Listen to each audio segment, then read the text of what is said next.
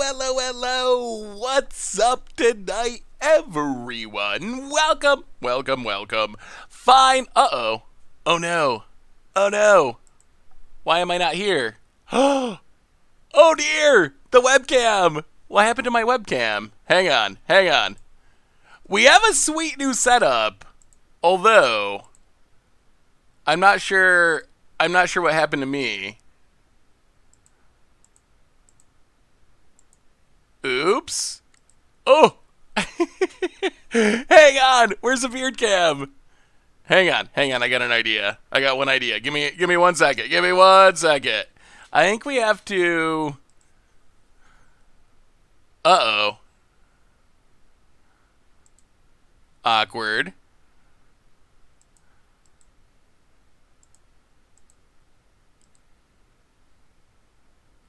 All right, hang on. Let's try this. Boom.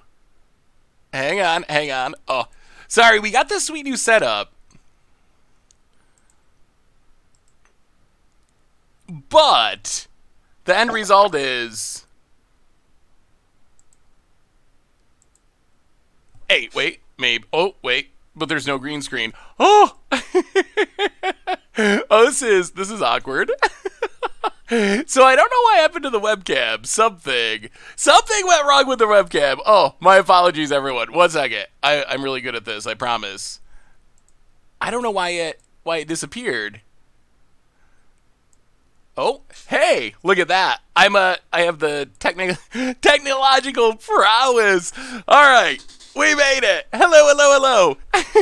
That is the cost of our sweet new setup, hopefully. I'm trying to become a real streamer with like real streamy things like that cool, like semi-transparent chat, all that cool stuff, but then the camera disappeared, so welcome everyone. Hello. Fine Monday to y'all. Hey, what's up, Jim?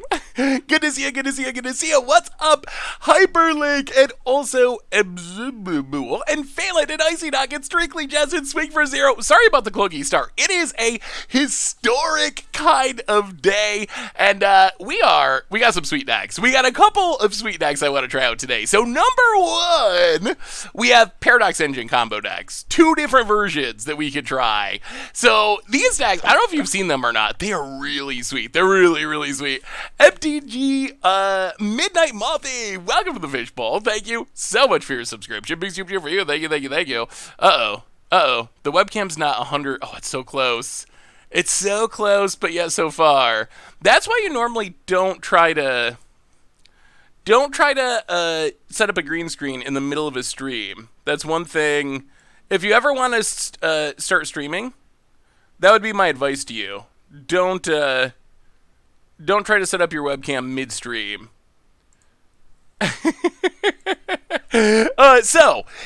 We got Paradox Engine decks, which I'm really excited for. In the long run, it'll be worth it, though. I know there's a slightly little bit of clunkiness, but the upside is we get tons of cool new stuff. So hopefully it'll be worth it in the end. So we got Paradox Engine combo decks. That's on the list for today. We also have Aetherworks Marvel, which I've been wanting to try out with Omniscience, of course, to put into play off of Aetherworks Marvel. So that's potentially on the list for today. Someone whose birthday it is today sent me this Bant +1/+1 counter deck for Historic, and they asked me to play it for their birthday. We have so many people and so many birthdays that I don't know if I want to start setting the precedent of playing decks on people's birthdays, because then I feel like that's what we'll do every stream forever. But it is a possibility if it's something people want to see. And then we have Panharmonicon decks we didn't get to, like Mono Black Panharmonicon. So we have a big list of sweet things that we can play today. But I think we're starting with Paradox Engine combo. I think that's number one on our list. I played Commander at Spell Table the first time last night. It was sweet, genuinely amazing. Yeah, I gotta get that set up. I'm doing a stream of it in the future in a couple of weeks, so I gotta get that set up. So how was everyone's weekend? Hopefully everyone's doing well. So yeah, never do anything midstream. That is a good rule of thumb. So hopefully everyone's doing well. We're playing Historic. We got sweet stuff to play, but let's do our reminders. Talk about this deck, start playing Magic. Then we can talk about our weekends. We can talk about whatever. A monthly birthday stream could be interesting.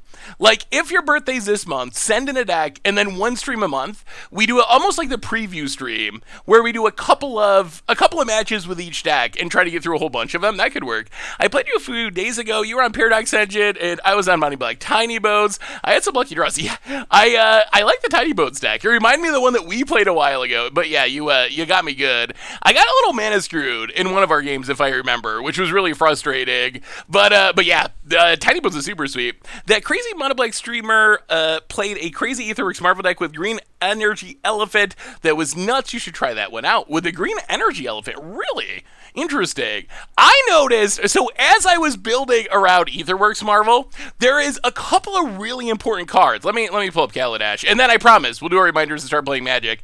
There was a couple of cards that were not in the set that made me really, really sad. I don't know if you remember. There was, I think it was an Against the Odds deck.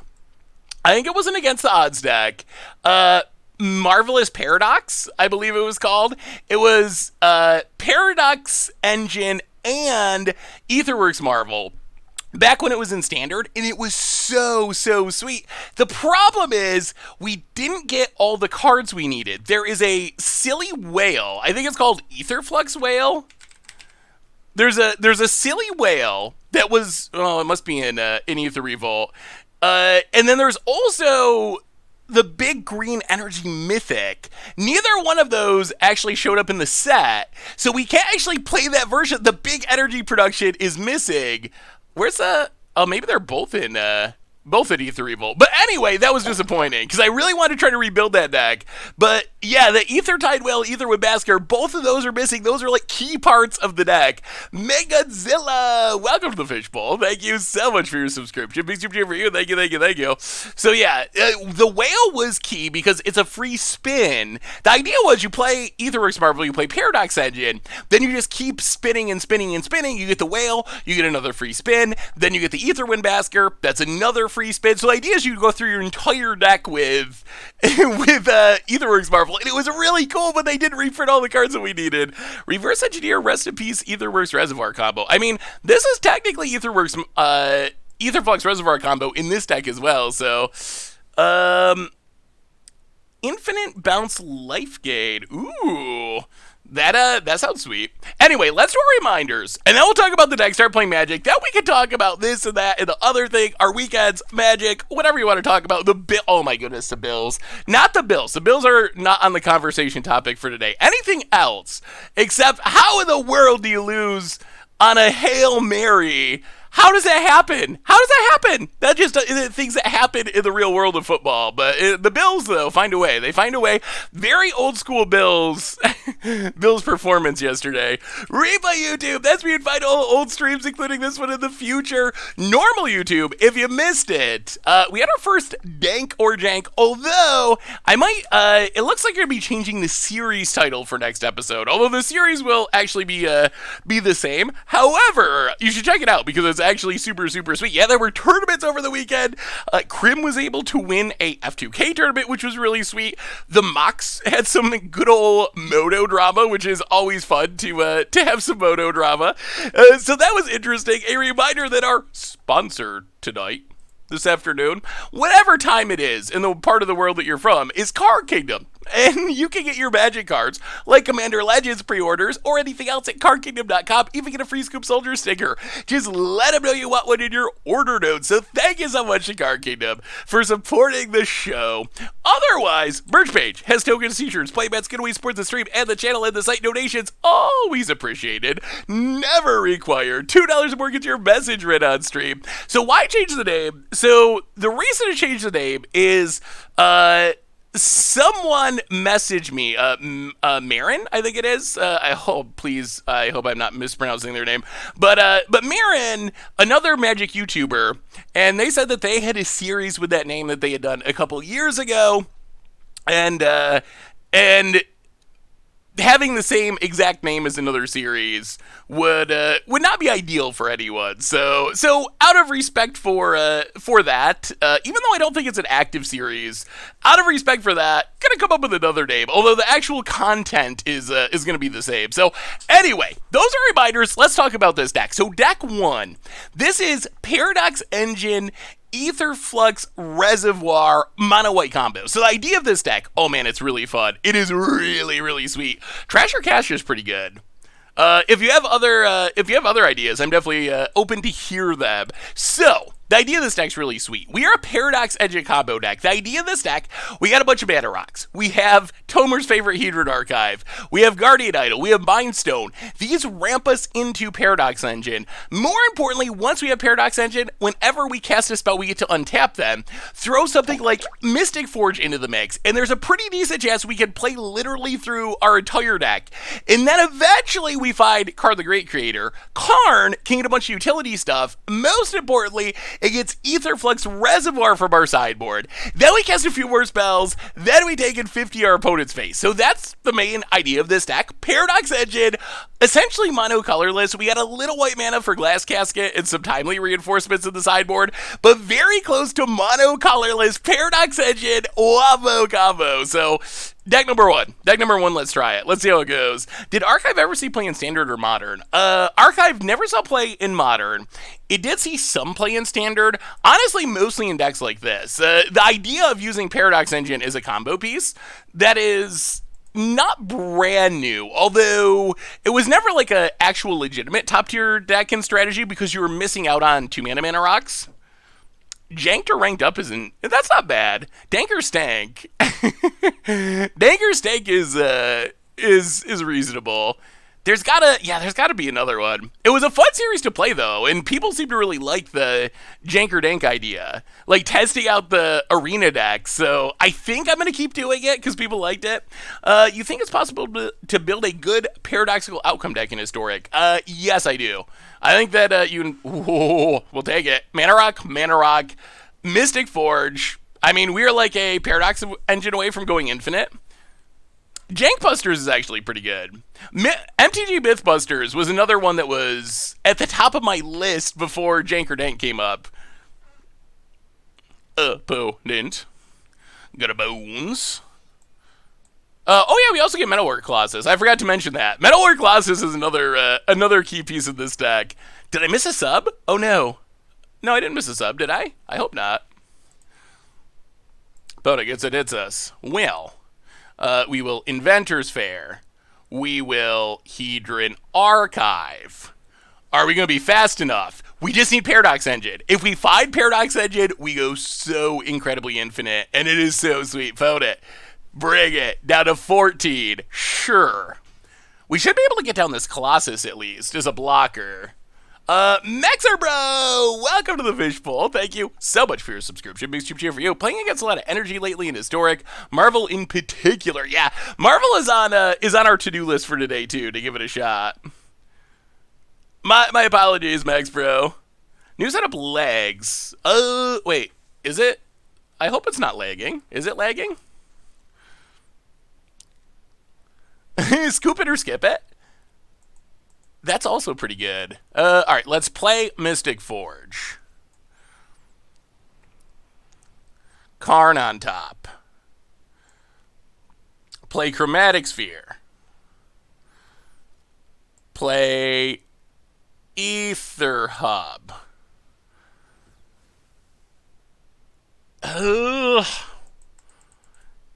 Metalwork Colossus. Go. The problem is we don't have enough mana to tutor up Paradox Engine and go off with it. Yoda Man! Welcome to the Fishbowl. Thank you so much for your subscription. Big super for you. Thank you. I had the weirdest game of MTG I ever played in probably the tops most of my ATO games. If you could explain it to me what my opponent's deck was trying to do before they died to their own madcap, I'm really curious. Ooh. Alright, so opponent has removal. Oh, we're not dead yet. We really need Paradox Engine. 1, 2, 3, 4, 5. Oh, this is going to be close. Opponent gets and hits us. Yep. Down to 5. Well, we will Mystic Forge, get rid of the Karn. Untap. Gain a life. Draw the Mind Stone. Mind Stone on top. Oh, no. Cluix and Etch Champion. Welcome to the Fishbowl. Oh, I might have forgot to turn Cardboard Live on. Thank you so much for your subscription. Big soup cheer for you. Thank you, thank you, thank you. 1 sec. I will get it up and running. Alright, so how can we do this? If we crack this, we die.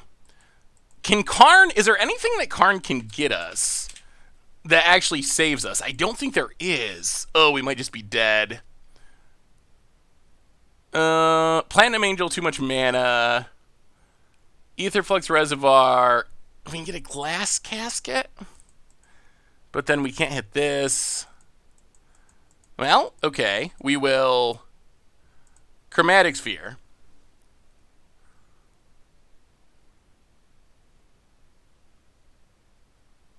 We will... Ugh. Paradox Engine. Oh, Blastode on top. So now I think we're officially dead. Yeah. So close, so close, so close. Oh, we needed the Paradox. We just could not find the Paradox Engine. Well, we'll bring in the Timelies. Timely seems pretty reasonable. We will go down. We could also bring in Ratchet Bomb. I don't know if it's worth it. We can go with the Witch's Oven in the sideboard. Oh, that was so close. So, so close. So Witch's Oven out. Maybe 1 Metalwork Colossus out and 1 Guardian Idol out. Run it like that. Could not be an engine after the land. Oh, we were in the draw step? Oh, well, okay. Then I guess it was a slight point. Yeah, I guess we could have found the engine after the land. I thought we were in our main phase. I mean, odds are pretty low, but I guess it's possible. Yeah, I thought we were in our main phase. Opponent, Knight of the Human Legion. Well, boy, no Thoughtseize, please. We got the Paradox Engine. That is our most important piece. Opponent, Castle Lockwane, Scrap Heap Scrounger gets in, hits us. I'll play Mind Stone. Radiant Fountain. Alright, next turn's Paradox Engine, and then we're super close. About it, plays the lad. Oh yeah, record text is out of date. I'm still getting used to our new setup. So if there's any clunkiness, I apologize. It is the first day with our new professional streamer setup. Scrounger's very strong. It is a very good aggro threat. Opponent gets in, hits us. Down to 21. This life gain's been nice. Oh my god, another Scrap Heap. Okay, it's going to be interesting. Opponent grows the dorks. We untap. Chromatic Sphere. We'll play the land. Paradox Engine. Oh boy. Well, we'll see. We'll see. Can we combo off from here? We're missing the card draw. Wow, it's going to be close. It's going to be super close. Hey, what's up, Awesome Dude? How are you? I've been playing against this deck a lot. It's super strong. Can go off out of nowhere. Yeah, like, there is a chance that we win the game this turn. It is not impossible. And we're going to have to. We're going to lose, so. Alright, we gain a life. Hedron. Ooh, that's not bad either. So, tap you. Tap you. Tap you. Tap you. Hedron Archive. Alright, here we go. Untap. Tap you, tap you, tap you. Chromatic Sphere, untap. Can we, let's see, 1, 2, 3, 6, 7. Oh, we don't have another spell, though? So if we crack this... Okay, crack Inventor's Fair. Okay, get Mystic Forge. Play Mystic Forge. Untap. Exile. Okay, Hedron Archive. That works. Okay, I think we win the game. How do you tap all your stuff on Arena? I hit Mythic on with an Aetherworks Marvel deck. Want to see if you want to see play a more fleshed out deck, ooh, let me see, Cat. I mean, Marvel's definitely sweet. Well, let's exile. Uh-oh. Oh, no. Well, crack this. That's not good. That's not good at all. Radiant Fountain. Gain some life. Sag this.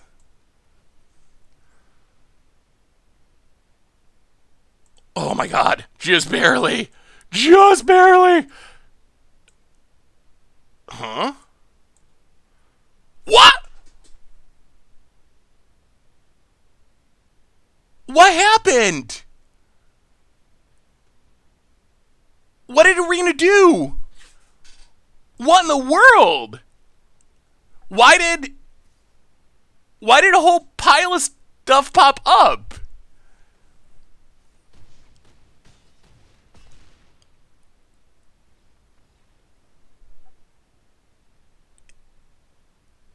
Yeah, I don't know what happened. Like, we were going to win the game there, and then when we went to cast Paradox Engine, it just showed our entire library face up for some reason.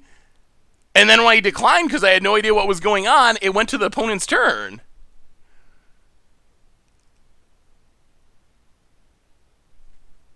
How? I clicked the... How do you click the library? Like, there's... Oh, wow. All right. Well, interesting. So, I don't think I'm going to count that one towards the record because we almost certainly win that game. And that is a pretty, I think, pretty easy matchup for our deck. I still don't know what happened. Zivix, welcome to the Fishbowl. Thank you so much for your subscription. Big super for you. The button was decline and you pressed it. But even if I press decline, then you just go back to your main phase and can cast stuff again. Like, I did press decline because I didn't know what Arena was doing and why all of a sudden we had a whole pile of face-up cards in front of us on the table. But I think you should be able to press decline and still continue to have your turn. Hey, what's up, Good Gaming? How are you? Like, yeah, why would decline just go to our opponent's turn?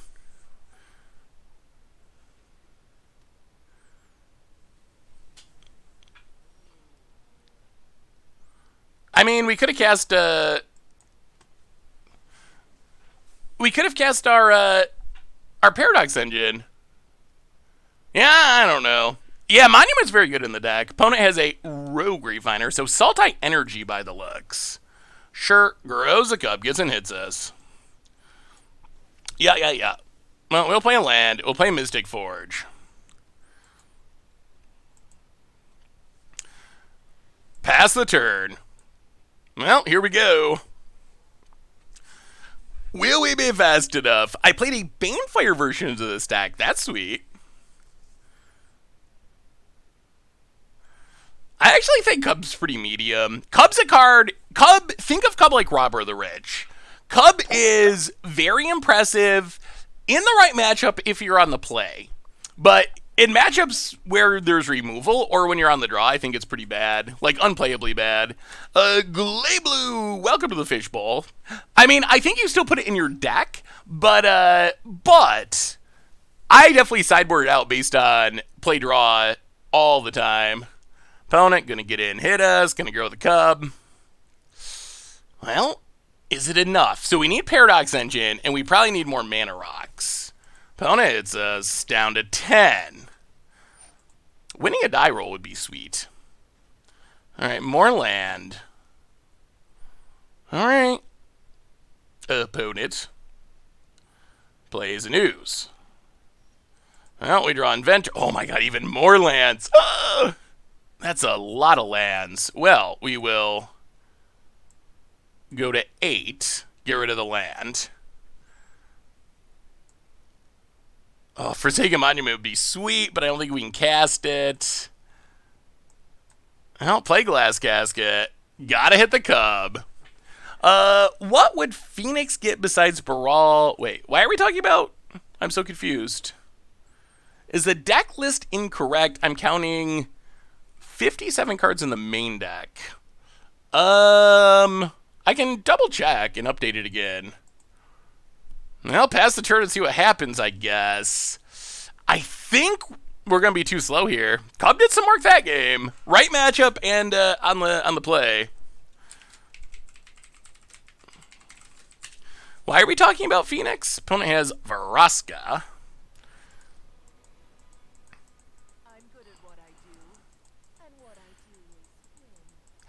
Another interesting option for this deck would be to play some Wraths. This is a deck from Pulliam, opponent. Goes to combat. Hits us for 7. The problem is this means we can't activate Mystic Forge unless we gain life. Opponent going to use Vraska. Sure. And we draw nothing. Yup. Well, a little too fast. What's your list for this deck, Mr. KK? So we will bring in timely reinforcements, I guess. Go down the Witch's Oven. Go down 1 Metalwork Colossus. Go down a Guardian Idol. Run it like that. How competitive do you think Paradoxical Outcome could be in Historic? What are you most excited about from KLR besides Panharmonicon? Honestly, for me, it's like Paradox Engine, Aetherflux Reservoir, those style of cards are what I'm most excited about from the set. Energy's okay, and I like some energy decks, but I am excited to try Marvel. Why no Wrath in the 75? This is not a deck that we built. This is one that someone on Twitter built. I could see playing Wrath in the sideboard, although I will say I feel like I play against Control like 90% of the time on Arena. Yeah, Panharmonicon was excluded. Hey, what's up, Jesse Doyle? How are you? Good to see you. Good to see you. Where can I submit a deck for an instant deck against odds? I built a Legacy Dubious Challenge Show and Tell deck. Ooh, that sounds sweet. Probably the best way is saffronolive@mtgoldfish.com. I built Engine Combo in blue-black. Ooh. Do you have a deck list, MR33?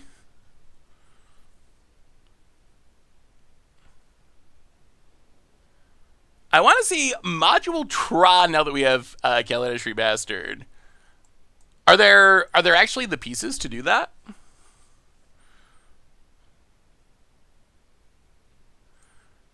Hey, what's up, Jonathan Snow? We'll definitely play some Pubbler. I think it's most likely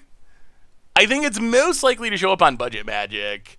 If you want to put a deck from Goldfish onto Arena, just get the deck, hit export to Arena, copy the text, and then hit import on Arena. Pretty easy.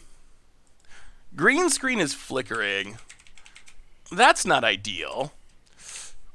Well, let's play Guardian Idol. Go. I mean, this hand's pretty good. Modules. I was thinking modular. Modules. Yeah, that'll be fun. Play the land. Play Mystic Forge, I guess. Glass Cask is fine. Opponent can draw a card. Draws a card. Hey, what's up, Lord Ingris? How are you?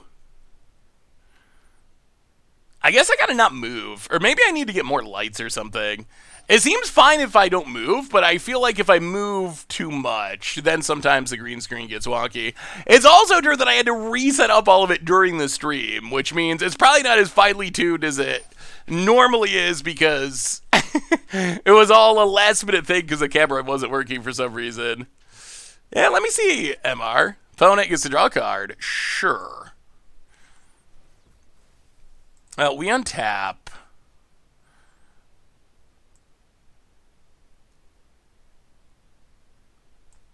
Play the land. Opponent can't lose life. All right, let's just timely. And glass casket. Get rid of glint sleeve. Pass the turn. I mean, timely seems like a good sideboard card too. Maybe it's just better than having a wrath. I think what happened in the first game is you tried to cast something from the top of your deck. Since you see the top card of your deck, the game let you recursively see your entire deck. That's so strange. Oh dear. Hostage Taker. That is not a card I was expecting, but that's a card that's very good against us. Okay. Huh. Well, opponent gets in. We will kill it. This is going to be interesting. Now we got to find more combo pieces. I have some spare wild cards. Want to build a competitive deck in Historic.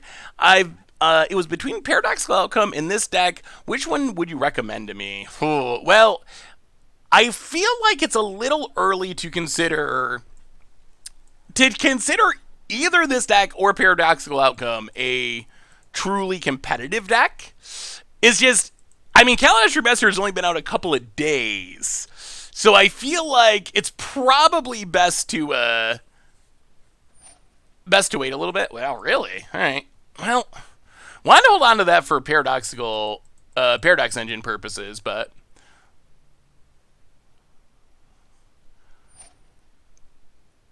glint sleeve siphoner. Hey, Croc, wow, that deck looks ridiculously familiar to me. How do I feel about Dimir Rogues in Historic? I like Dimir Rogues as a budget deck. It's probably fine as a tier deck, but I've never actually played like a fully powered version of it. Huh. Well, let's, I guess, sack Hedron Archive. The Hostage Shaker was great. Play Buried Ruin. Pass the turn. Oh. Yeah, that was a really good Hostage Shaker. Opponent. That looks like really familiar. That's interesting. Hostage Shaker was always super good. Maybe even better now with the Ariads. Yeah, I mean, it is a good card. But it hasn't really seen play. It's been on Arena for a while, right? And it hasn't really seen much play. Maybe like the energy cards will be good for it.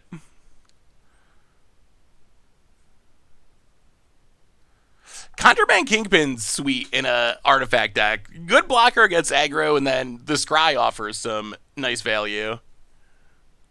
Rogues at standard better from other decks, not having proper tools to deal with it. In Historic, the right tools exist. Strategies, weaknesses are obvious. Yeah, I mean, I think it's a fine Historic deck, but I don't think it's like super good top tier or anything like that. Oh, thank you, Tados. Opponent plays the Mystic Forge.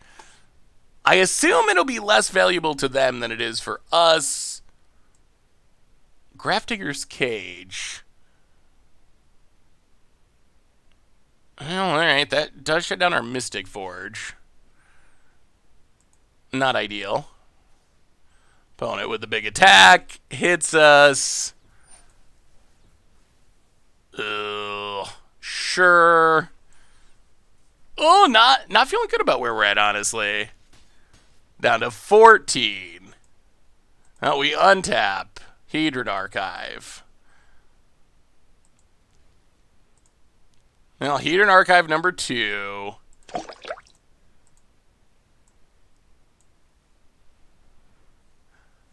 Timely Reinforcements number 2.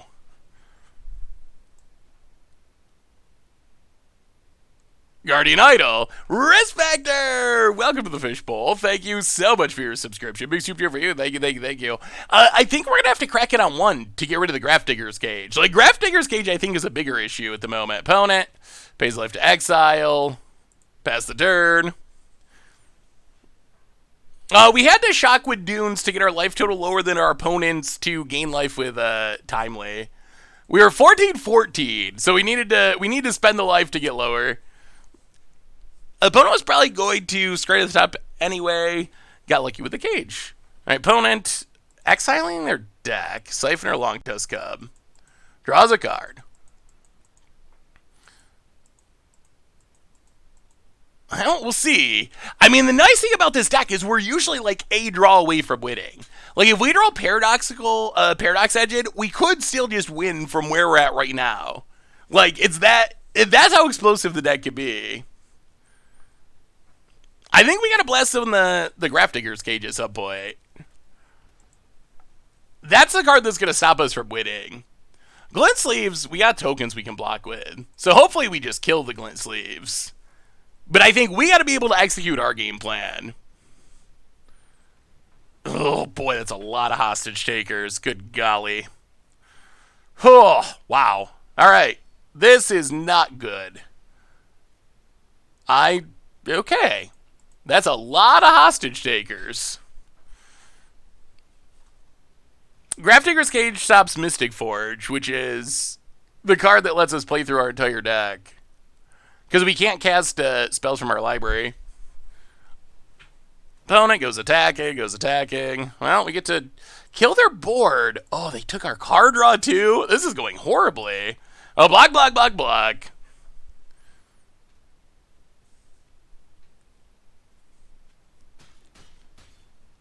Stuff dies.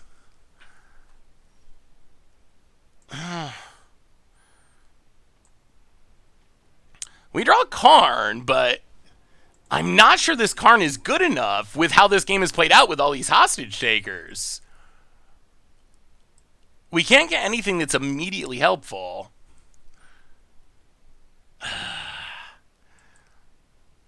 If we take Paradox Engine, it gets Thought Seized, most likely.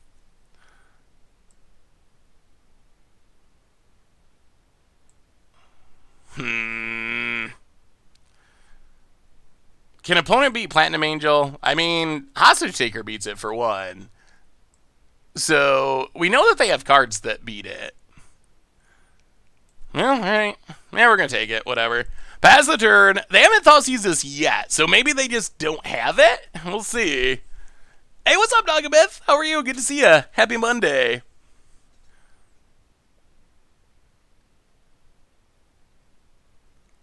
Oh, let me see. I was wondering because that deck looked like a list that Crim sent me that he was working on. So like, wow, it looks really familiar. Even had 77 cards. I was like, that's so strange. Oh, that looks sweet. I think we have a blue version with Emery that we might try because I do think Emery. The upside of Emery is it's even more explosive. The downside of Emery is it does make your combo a lot more reliant on the graveyard. So graveyard hate can beat you. Opponent runs out of Rogue Refiner. Yup.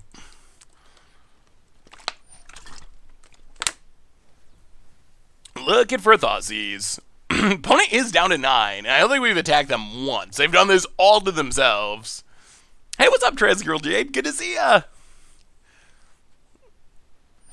Opponent has a Vraska. Oh boy, things keep getting worse. Worse by the second. Well, I guess being able to control your draws with Mystic Forge is pretty good. Opponent blows up a Mana Rock. Gonna make it harder to combo. Pumps Longtusk Cub. Goes to combat. Attacks. Gonna need a good draw. Boy, opponents had so much disruption. They are ridiculously prepared for what we're doing. I'll play Paradox Engine.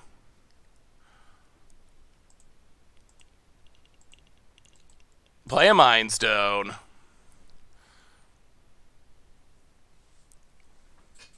And we pass the turn. So we are not dead this turn. We'll see. If our opponent draws removal spell number 29, then we're done. If not, we're not in the worst of shape to maybe try to do something next turn.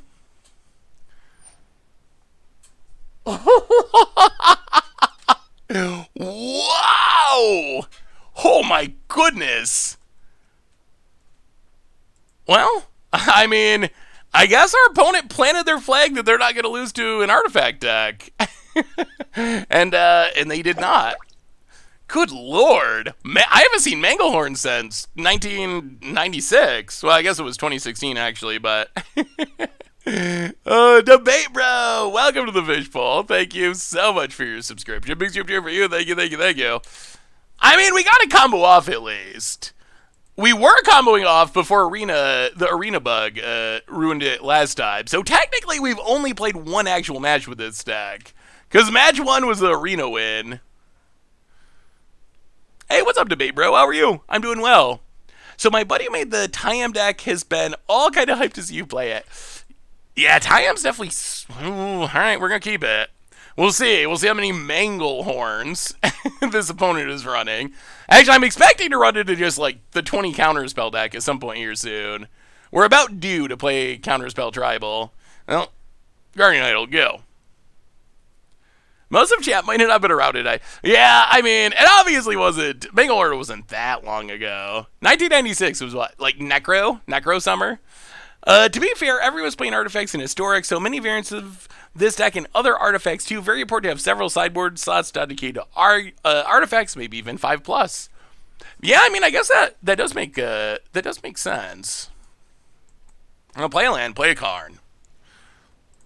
Take down card. See if we can get something sweet. We already have 1,000,000 Paradox engines. Sky Sovereign could be interesting. Probably either Sky Sovereign or maybe we just take Maze Mindstone. Just start drawing cards. Try to find our missing combo fees. Hey CMR, thanks for sharing the deck list. Has Hope of Gurapur ever been featured on Commander Clash? Ooh. That is a good question, and I do not know the answer. Not recently. It's possible that it was featured at some point in the semi-distant past, and I'm not remembering. But I don't believe it has recently been featured. Well, let's Glass Casket. Get rid of the Knight. Maze Mindstone. Scry. We're going to keep it. We're going to keep it. Pass the turn. Oh, we're so close. We're so close. Rada. Sure. Does our opponent find lands? Yeah, it looks like our opponent's just playing Jund. Our opponent passes. We draw Hedron Archive. We go to our main phase this time. We play Hedron Archive. We draw a card with Tome. Pass the turn. Sklybo! Welcome to the Fishbowl. Thank you so much for your subscription. Big super cheer for you. Thank you, thank you, thank you. Wait, is Shatterstorm in this format? Ooh, Chandra. Alright, that's increasing the clock a bit. Oh, we're really close to winning, though. We might win. It's possible we win this turn. Depending on what we hit. This is going to be a good turn. Alright, opponent passes. We will scry.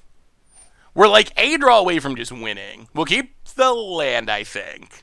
So we keep the land, we untap. Alright, now the fun begins. So, Buried Ruin. Tap our stuff. 1, 2, 3, 4, 5. Paradox Engine.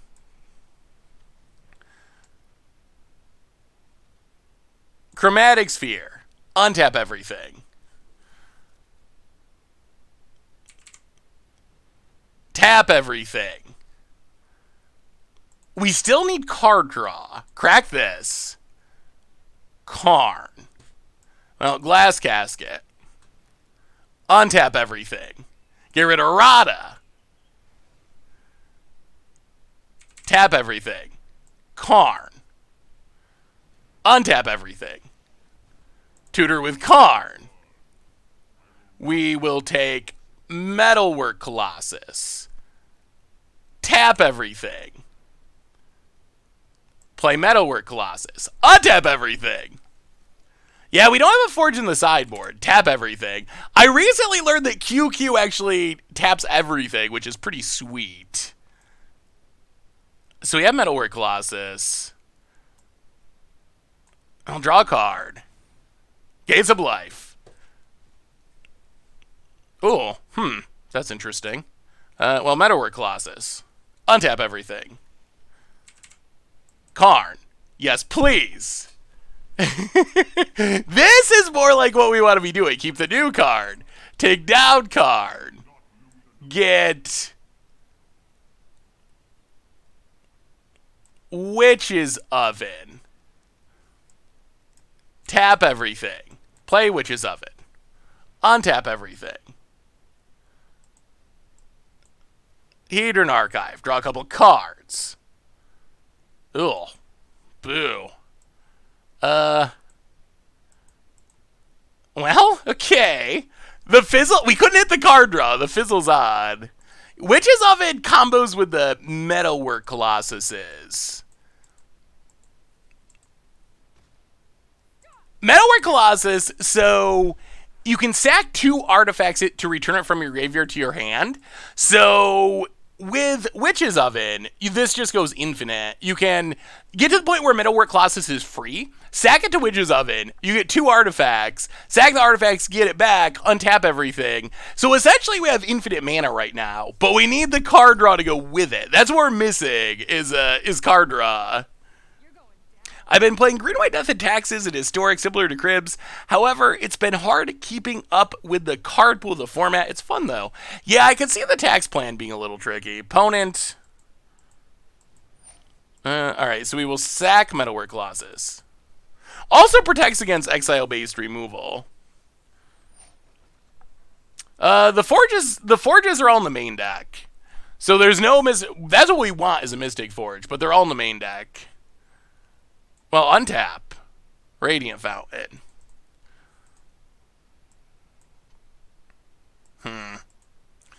Play Radiant Fountain.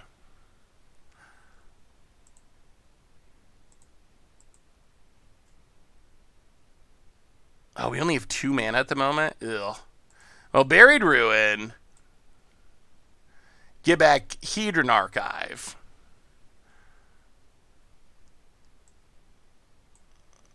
Sack the food. Get back Metalwork Colossus.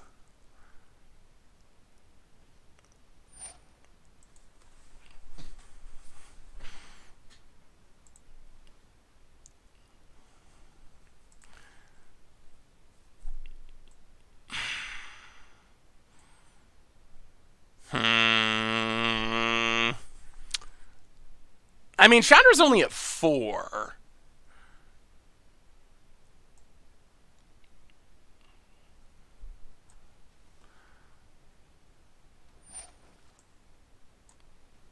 Alright, let's fizzle this. Get back the Metalwork Colossus. Tap this. Play Metalwork Colossus.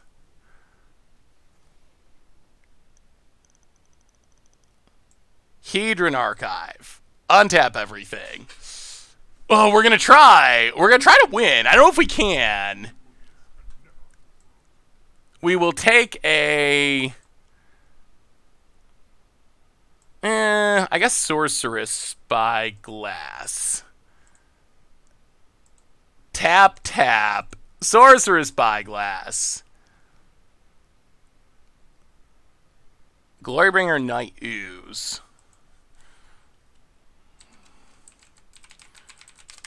I think we actually just named Ooze. And pass the turn. Ugh. Card draw! We need card draw. How are we going to win? Oh, yeah, I guess you're right. I mean, yeah, I think you're actually correct. That we could have just went for the Metalwork Colossus loop. About it. Bone Crusher.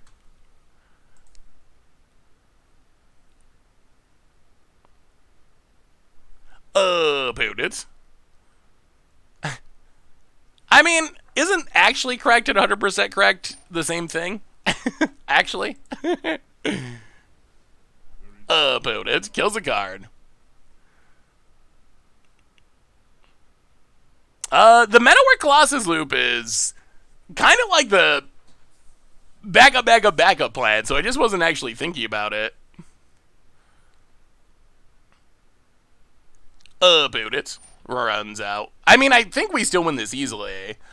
My number one focus is always on playing through the entire deck because, I mean, card draw, so that's always my number one thought is like, how can I draw my entire deck here? Oh, that'll help. Well, tap. Maze Mind's Toe. Untap. A Blessed Chame! Welcome. But if we find a Karn, we'll get it and do it that way. Blessed Chame, welcome to the Fishbowl. Thank you so much for your subscription. Big super cheer for you. More lands, eh? Well,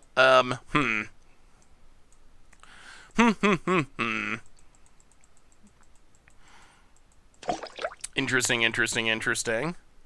Well, we will sack Metalwork Colossus. Get the food. Get back, Metalwork Colossus. Sack the food. Bop Zapper, welcome to the Fishbowl. Thank you so much for your subscription. Big super cheer for you. Thank you. Sack this. Metalwork Colossus. Untap. Tap. Draw a card. So Karn wins the game. Mystic Sanctuary wins the game. Play Metalwork Colossus. I mean, I guess there's a chance we just win with Metalwork Colossus too. But it's so much less exciting. Draw a card. It's another land.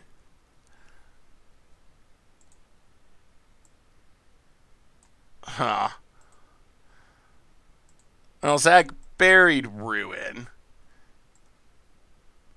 Get back Chromatic Sphere. Play Chromatic Sphere. Untap. Tap everything.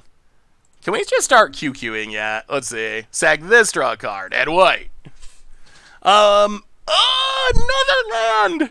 Okay. Well, sack this, draw a card. Please not more lands. Hedron Archive. Alright. QQ. Hedron Archive. QQ. Paradox Engine. I don't actually know if this gains us anything, though. Actually, what we should do... Alright, QQ...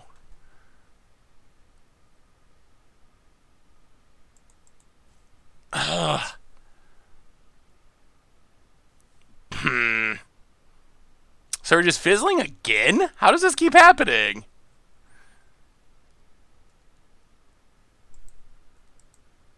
I mean, we're not going to lose the game.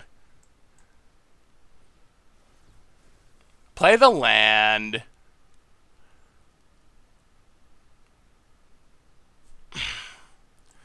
Alright, well, I guess next turd is the turd. I mean, the pinch isn't mana. We have infinite mana. The problem is cards at the moment. Yeah, but if we sack the archives, then we lose the mana. About it. Hits us. Next turn we'll have to sack archives if we don't draw anything. Well, we only have infinite mana if we have mana rocks. Opponent gets in. Hits us. Sure. Plays a land. Grows the dork. Alright. Well, now we should be able to do it. Float mana. Oh, this is going to take some clicking, isn't it? Flow mana. Sag Metalwork Colossus. Get back Metalwork Colossus. Wow. All right, roundabout route to victory, but I think we're getting to the victory. Cast Metalwork Colossus. QQ. Sag Metalwork Colossus. Get back Metalwork Colossus. It's gonna take a day, but we're gonna get there. Chris Fox, welcome to the Fishbowl. Thank you. Untap everything. Thank you so much for your subscription. Big super cheer for you. Thank you, thank you, thank you. Inventors Fair. Sack Inventors Fair. Now we finally found our Mystic Forge. Play Mystic Forge. Untap everything. Well, here's all the Mystic Forges. So we will QQ. Mystic Forge. Untap everything. QQ. Mindstone. Untap everything. We will exile. Inventors Fair. QQ. Heated Archive. Untap it all. More mana every time is part of the beauty of this. Because we keep playing more mana. Oh my god, and now Forsaken Monument. The mana is about to get absolutely huge. Forsaken Monument enters the mix. QQ for a 31 mana. 2 triggers this time. Untap it all. We will exile. This is where the deck is infinite, infinite, infinite. Like, now I don't think there's any way we can fizzle from here. I think we finally got there. QQ. Chromatic Sphere. Now we just need the Aetherflux Reservoir, which means we need to find a Karn. Once we find the Karn, then we actually just have it. QQ. Guardian Idol. Technically, we should be going full control mode so we can activate Mystic Forge in response, but it's probably not necessary, hopefully. QQ. It should be, I don't think we can fizzle from here, so. Where's our Karns? Where's our cards? I mean, we'll find a Karn before we deck, in theory. Well, I mean, we're going to see our whole deck here. Okay, there it is. So now we QQ, we play the card, untap everything. That's what we were looking for. Card comes down, card tutors from our sideboard, and we take, do we have some card draw? Oh, we're all out of Maze Mind Stones? Huh. Huh. What do you think, chat? I don't see a Maze Mind Stone. We could take Platinum Angel. I guess Meteor Golem kills the Chandra. The Chandra is up to 6. You can't really see it, but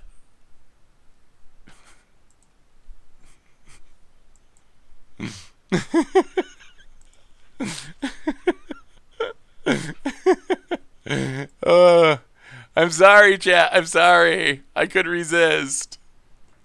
These should be gaining us a lot of life now.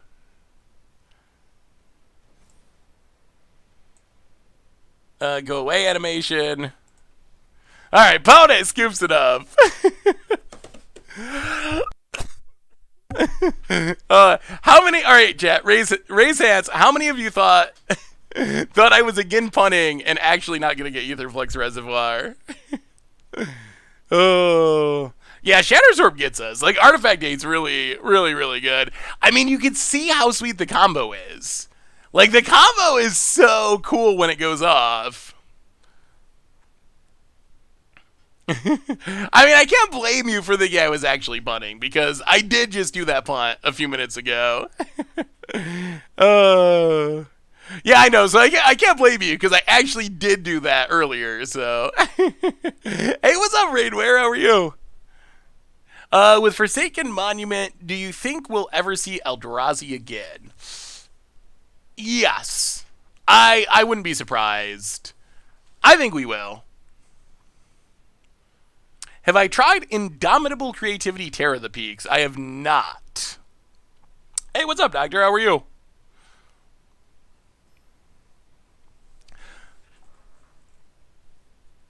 I mean, what's a cooler villain? Phyrexians or Eldrazi?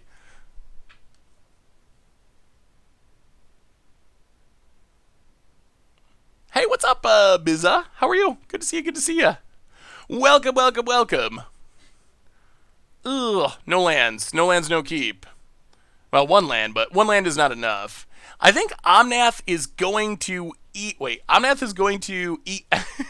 Omnath is going to eat Evergaol? I mean, do we want... Oh, boy. Ugh. All right, going to 5. Well, that's not a bad 5.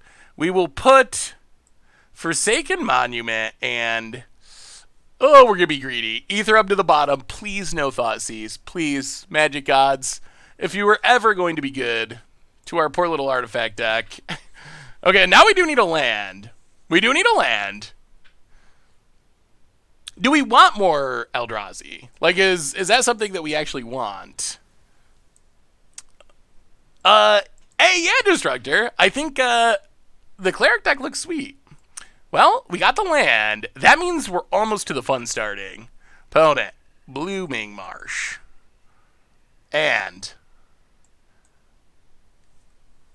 yeah, I think that might be a good way to make Clerics work. Going with the counter theme. Runs out of Bone Crusher, sure. I'll play a land, play Hedron Archive. Play Guardian Idol. Got the mana, don't Shatterstorm us. Do you think... so here's a better question. Do you think we'll ever see Eldrazi Titans again? I wouldn't be surprised if we saw Eldrazi again. But Eldrazi Titans? That I'm not sure on. Opponent plays a Swamp. Add. Son of a diddly. Okay. That's not ideal.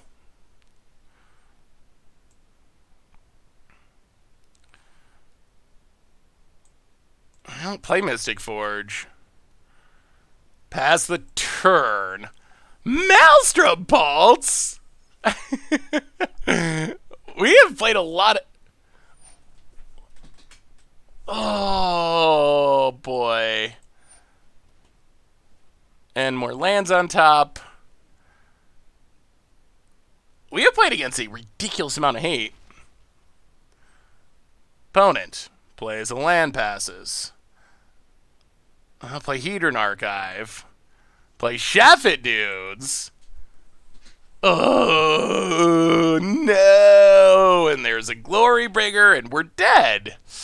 Yeah. Well, it might be that the meta is just prepared for this deck. Someone asked going into the stream if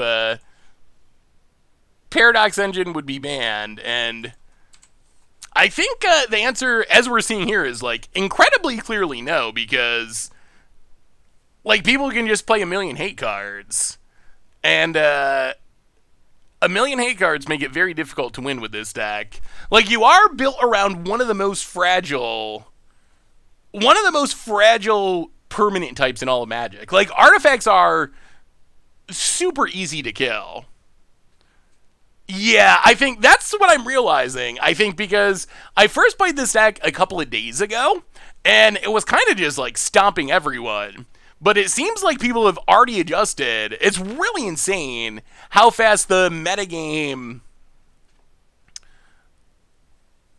how fast the metagame shifts on Arena. Hey, see ya, QX, how are you?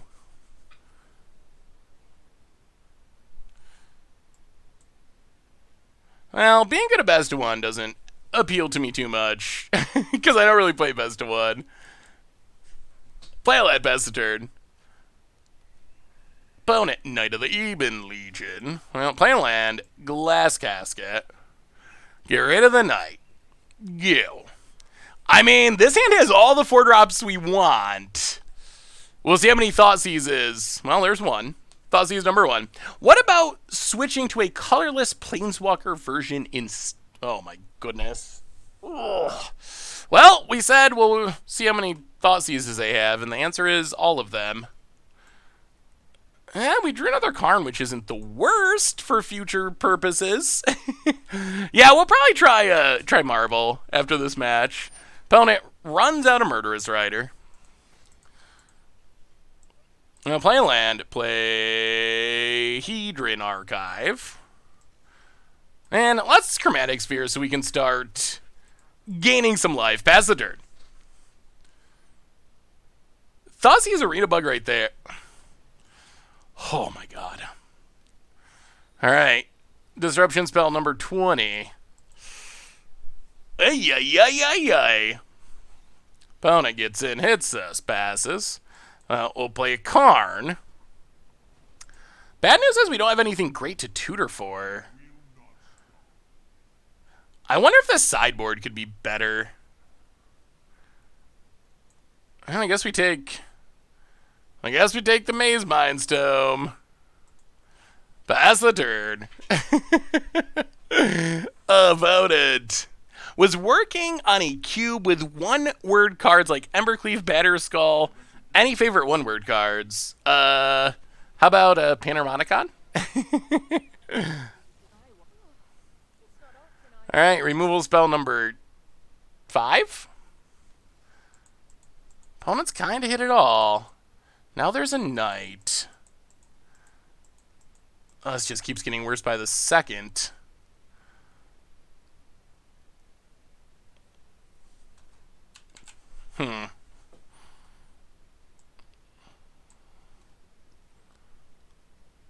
Oh my, well, that's my fault.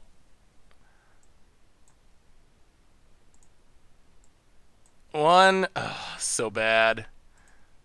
2, 3. Oh, this is so not. Like, what can we even do about this? So Karn can take up for no value. We can play Maze Mindstone. I guess we can draw a card, but this Vraska's there, which is going to be more removal. We find a Paradox Engine. Not that it does anything about it. Boy, there is just so much disruption that, yeah, I think this deck went from being really good to being basically unplayable in the course of 2 days.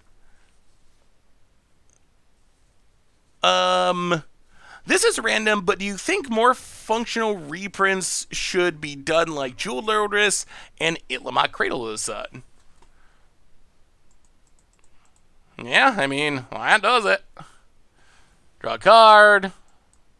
Glass Casket, I guess, but it doesn't do anything because there's a Vraska that can kill it. Wow. All right. Well, we're going to move on to a different deck because I think that this deck is unplayable now, which is a little disappointing because it was sweet a couple of days ago. But it is not sweet now because everyone is playing like 10 cards that are specifically to hate on artifact decks. If it shifts back, which it probably will, then I actually think, like, I think decks like this have potential to be pretty powerful. Like, they're pretty consistent. They're good at pulling off the combo pretty quickly. But if every deck's playing 5 to 10 cards designed to be able to kill artifacts, then these decks are just stone unplayable, so. So, that means we're going to move on to, I guess, probably some Marvel action, I would say. Grafdigger's Cage, yeah, I mean, some of those cards you're just going to see. Like, Abrade or Thoughtseize, they're just good cards. Grafdigger's Cage, people play from other stuff. But we are also, like, but you can beat some amount of disruptive cards. But when people are playing like Manglehorns and Hostage Takers and other cards that just don't see play outside of like specifically targeting artifact decks, that's a whole nother level. All right, so let's try some Aetherworks Marvel. So Aetherworks Marvel, you probably know what it does. You can spend 6 energy, play something from your top 6 cards. Marvel decks, that's kind of what they're about. So the idea is, you make energy with Attune with Ethers, with Hardest Lightnings, with Wood Reaver Puzzle Knot, with Rogue Refighters, with Servant of the Conduits, with Glimmer of Genius. Then you Aetherworks Marvel. There's a whole bunch of different things you can try to hit. We have Genesis Ultimatums, Omnisciences, Ulamogs, Turn-Timber Symbiosises, Seagate Restoration. So that's kind of the big payoffs, I would say, for the deck. There's also a couple Ugins in the sideboard. I feel like Ugin is a crutch, and I don't like playing Ugin, so... so, yeah, are they worth putting in the main deck? Probably, maybe, although we have a lot of big stuff as it is, so I don't think we really need them. Otherwise, counterspells, graveyard hate, abrades. So basically, try to spin it to win it, essentially, is the plan there. Let me see, awesome dude. Spin it to win it, spin it to win it. So let's see if Marvel's actually good. We gotta at least try Marvel. So this is a deck that I don't think is especially spicy. I mean, it's fun and it's interesting, but this is definitely a deck that it's not like no one's played Marvel before or anything. I think it's a deck that other people are probably playing. Play main deck Ugin instead of Omniscience. Omniscience is way more fun and interesting, I would say. Yeah, Hostage Shaker, it slips by for some reason, but it is pretty color pie breaky. Trying what? Awesome, dude? Yeah, okay. I mean, we don't have a Marvel, but we have a Curve. We could always hardcast the Genesis Ultimatum. That's not impossible. Let's just... Yeah, let's try them. Try them, go. And I will update the deck list. Oh boy, get you Lava Runner. So, this will be interesting. Ulamog is not exactly what we were hoping to draw. A little bit on the high end, curve-wise. Little bit expensive, about it. Well, we won the die roll, which is good. So, chat, I don't know how many of you... Opponent has a shock. I don't know how many of you watched the mocks. What did you think of the gentleman's agreement thing at the mocks? Is that cheating? Is that just rules lawyering? I'm actually curious what people think of that scenario. So, for those of you that missed it, here's the scenario. And this is a big $250,000 tournament. So it is a like competitive tournament, not just a for fun random game. Opponent, light up the stage, going off. Oh. Well, okay. There's the Marvel. Can't spin it until next turn. Opponent plays a land. Do we get a next turn? Pyromancer. Oh, so we're going to have to, like, win the game somehow? Hits us. 7, 4. Yeah. Well, 4 is not a lot of life. We will Glimmer of Genius to get the energy we need. Bottom and... bottom and top. Well, spin it to win it. 6 energy. That is enough.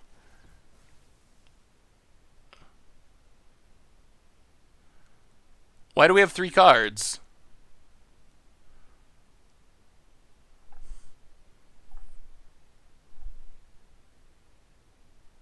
What is going on?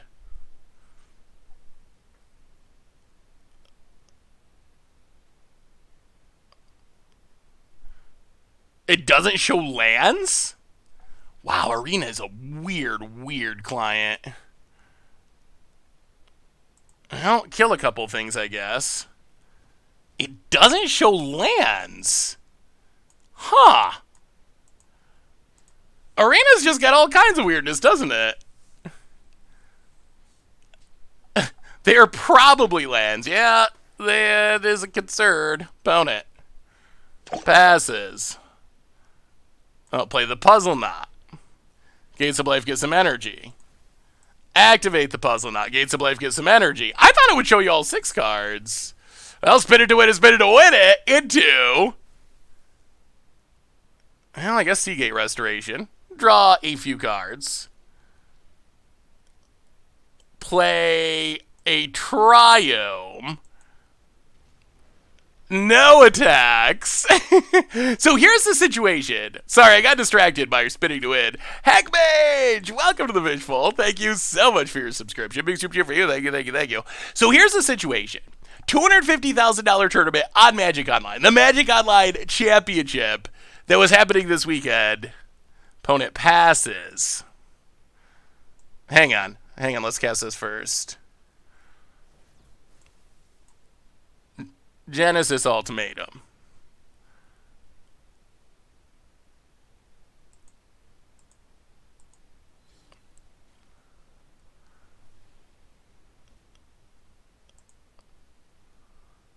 Oh, this gives us enough to spin, I think. 1, 2, 3, 4. Oh, just enough. Okay. Spin it to win it. But yes, give us that energy. Marvel spin.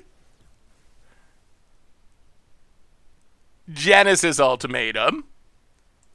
There's a... Oh! And people were wondering why Omniscience was in here. And the answer is... Oh! Oh, that was going to be so good. Oh, that was going to be good. That was going to be spectacular. Oh, Boy, I like Omniscience in this deck. I think Omniscience allows you to do such sweet combo stuff. We're gonna go off. Well, that went pretty well against Mono Red even.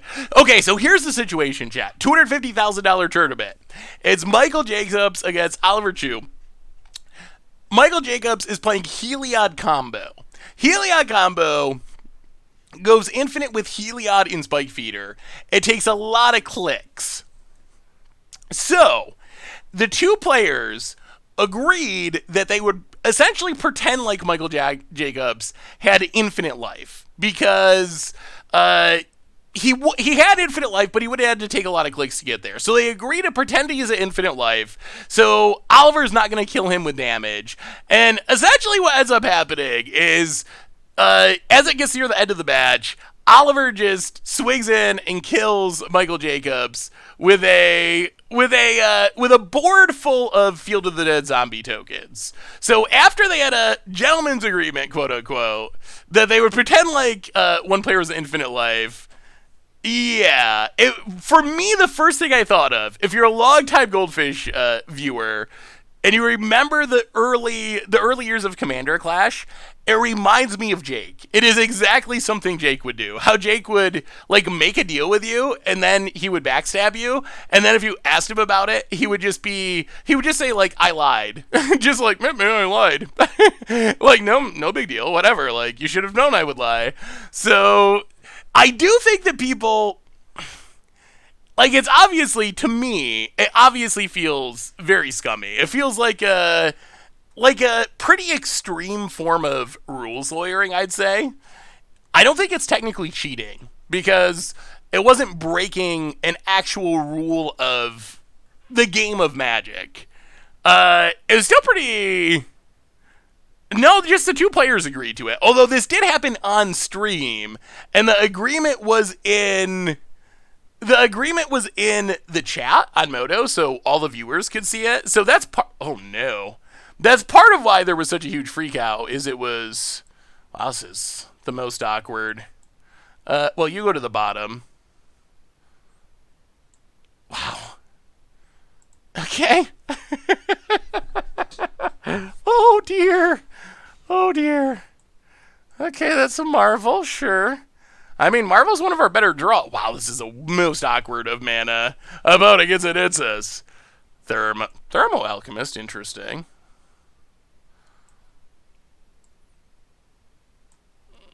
Well, hey. Puzzle Knot, back up to 18 for the moment. I mean, if we draw land, we could still get to this Marvel spin, and once the Marvel spins, anything can happen. But against it hits us. I mean, it obviously is, I think, rules lawyery and questionable for sure. I also think that was my takeaway. Like, I'm not sure why anyone would agree to a shortcut like that in that kind of tournament. I definitely encourage people to do that if you're just playing a random league or something on Magic Online, because really, if it takes someone 10 minutes to click through the combo, like, sure, that person's got to spend 10 minutes clicking through the combo, but you also have to sit there for 10 minutes. So it's, in a lot of ways, it's like a lose-lose. Like, you're losing that time off of your life, too. Well, spinner to win it. Spinner to win it.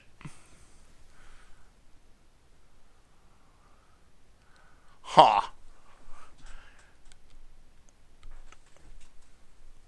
Huh. So we can draw 3 cards, hope for a random creature. Yeah, Oliver did apologize, and they kind of both apologized to each other. And Oliver did go to the judges and somehow get the result changed. So it did end up being Michael Jacobs winning in the end. Well, all right. Oh, so close. So close. Now we get pinged a bunch. Do we even get a turret if our opponent has burn spells? These Thermal Alchemists are a ridiculous amount of damage. Opponent. Passing.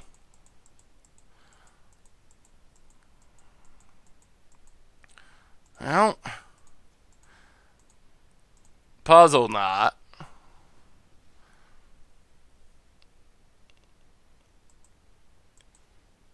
Oh no! Do they have it a braid?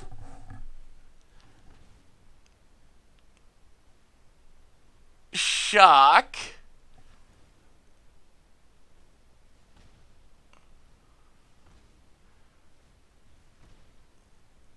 Okay. Why not do it while we're tapped out on your turn? Are we just getting... I guess our opponent just wanted to troll us. Interesting. Alright. Huh. Yeah, I mean... I assume they didn't have it because... if you had it, you just obviously do that during your turn when your opponent's tapped out. That was interesting. Alright, well, run it back. That was on the Mold of 5. And our opponent had to get a lot of bird spells to win. I mean, and I also think that people make mistakes. I definitely don't think that Oliver should be, like, kicked out of the community or anything like that. I think people saying stuff like that are pretty over the top. I think people need... everyone makes mistakes. And I think people need the opportunity to, you know, learn from their mistakes and improve as people. So I definitely would not advocate for that in this scenario at all. At the same time, if people view...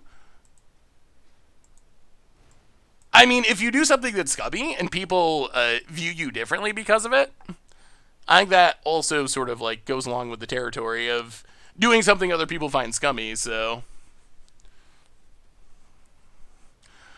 Well, no, the mistake was... in my opinion, the mistake was making a agreement and not sticking to it. So that's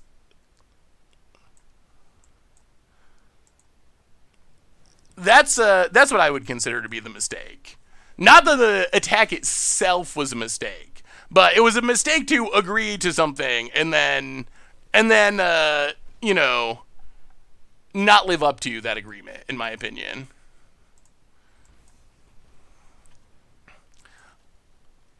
Oh, these Triomes! 3 tap lands with a Marvel in hand. That's concerning. Oh, block. Thermo Alchemist. I'll play Servant of the Conduit.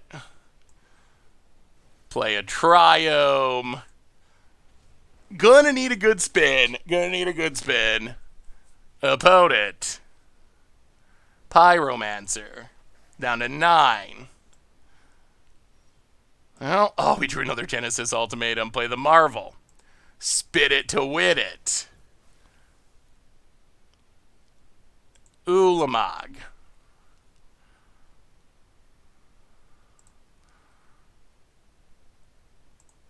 Exile. Opponent pigs us down to 8. Okay. But we have an Ulamog, and you have 1 land. Play the land. No attacks. Opponent. Passes. I'll go attacking. Hit ya. Exile ya.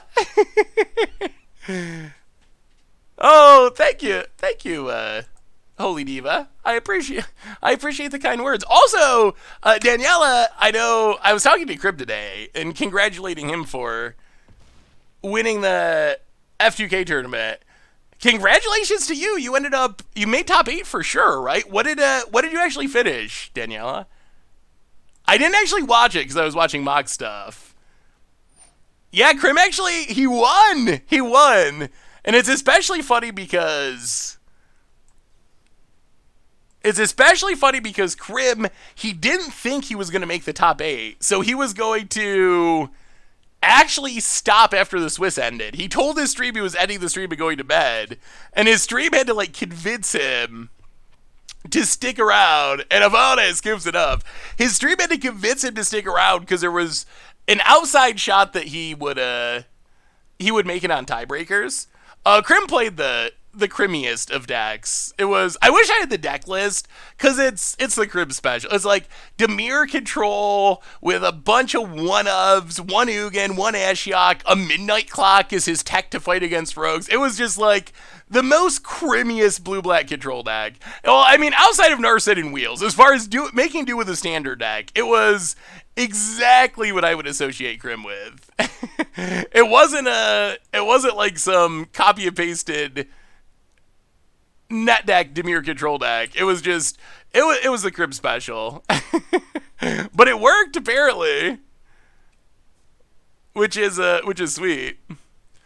Yeah, Midnight Clock was his rogues tech. His theory was he could play the Midnight Clock, and then the Rogues try to mill him, and eventually the clock goes off and shuffles everything back in, and he did beat Rogues in the finals.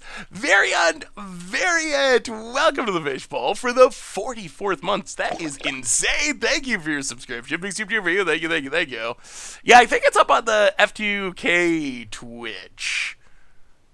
So yeah, it is available if you would like to see all the glory of the tournament.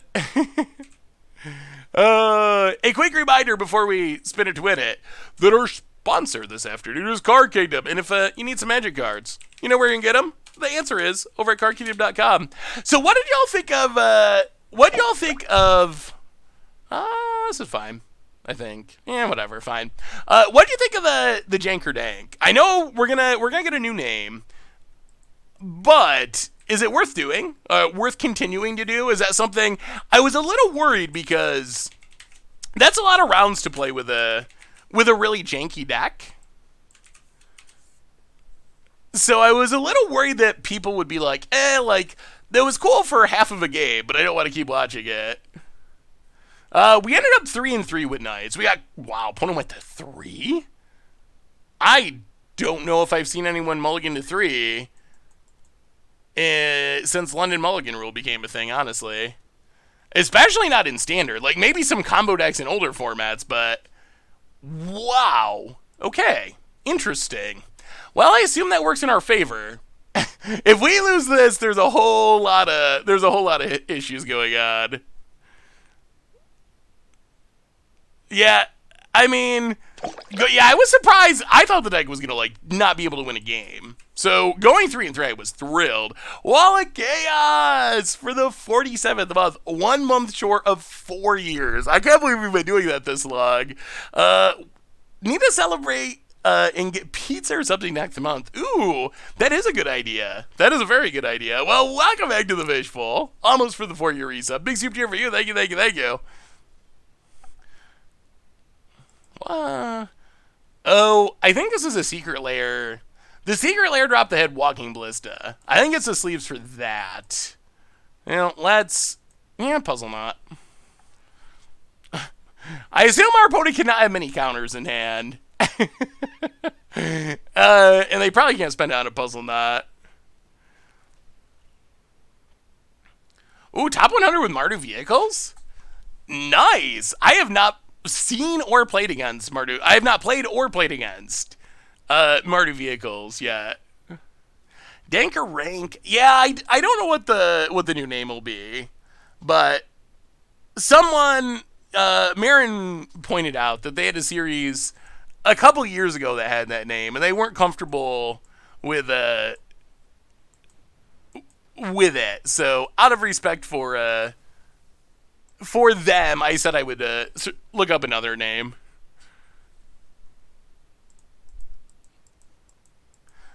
I am not sure. I don't know. Was this part of the pre-order bundle, the Saheeli avatar? I'm actually not 100% sure. Well, let's just Puzzle Knot. Seagate Restoration.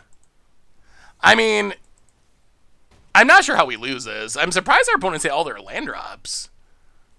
Okay, cycles a Triome. Plays a land, passes. Then go to combat. Attack you. We got a ton of energy. If we ever find the Marvel that we can glimmer for this turn, I mean, we got energy for 2 spins for sure.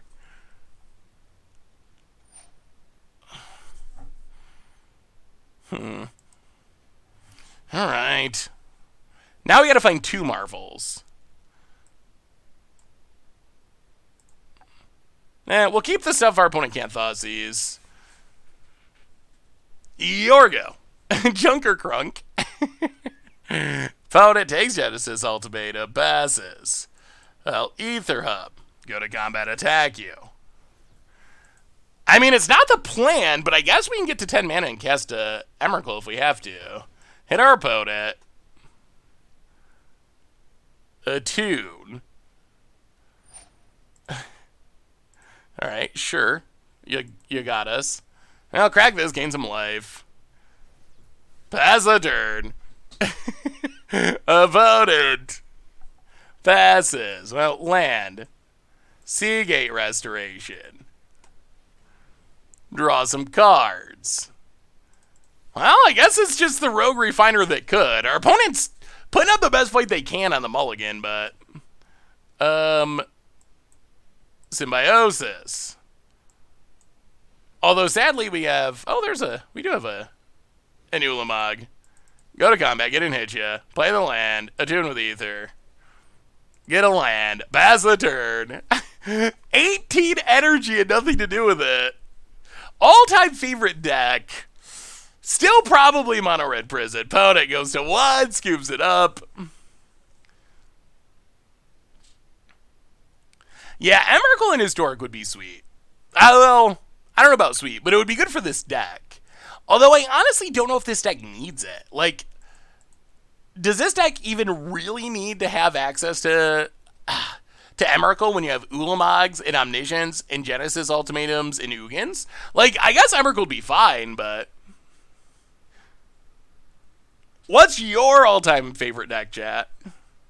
Are there any energy X spells we need to put a bunch of energy into? So Harness Lightning kind of is. There's Whirler Virtuoso that you can pay 3 energy to make a 1/1 Thopter. I think those are like the... I think Whirler Virtuoso is probably the #1 like energy dump. Thanks for replying to my email. Glad you enjoyed. Yeah, I like the Sahara idea. Or Safari idea. I think that could be a fun like jank tribal-esque type of deck. I think I might do it for a Commander Clash sometime. Alright, opponent's going to keep 7 this time, so he might actually have a game of Magic of some kind. Let's go Island. Get the Island, pass the turn. Legacy Stiflenaught, sweet. We really got to play more Legacy. Ooh, I do love Brash Taunter. 20 energy, Hardest Lightning the Brash Taunter. That could work. Well, Servant of the Conduit. Go. About it.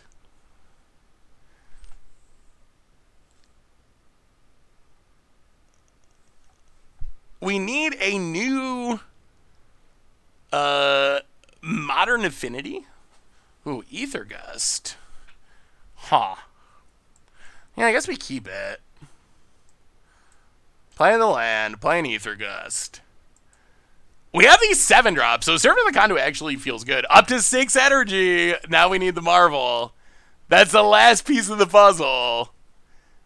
Oh, spinning Marvel is pretty spectacular. Do you like the animation of Kaladesh cards on Arena? There haven't been any that have jumped, that I've seen so far, that have jumped out at me as being super spectacular, but there haven't been any that have really annoyed me either, so I think that counts as a yes.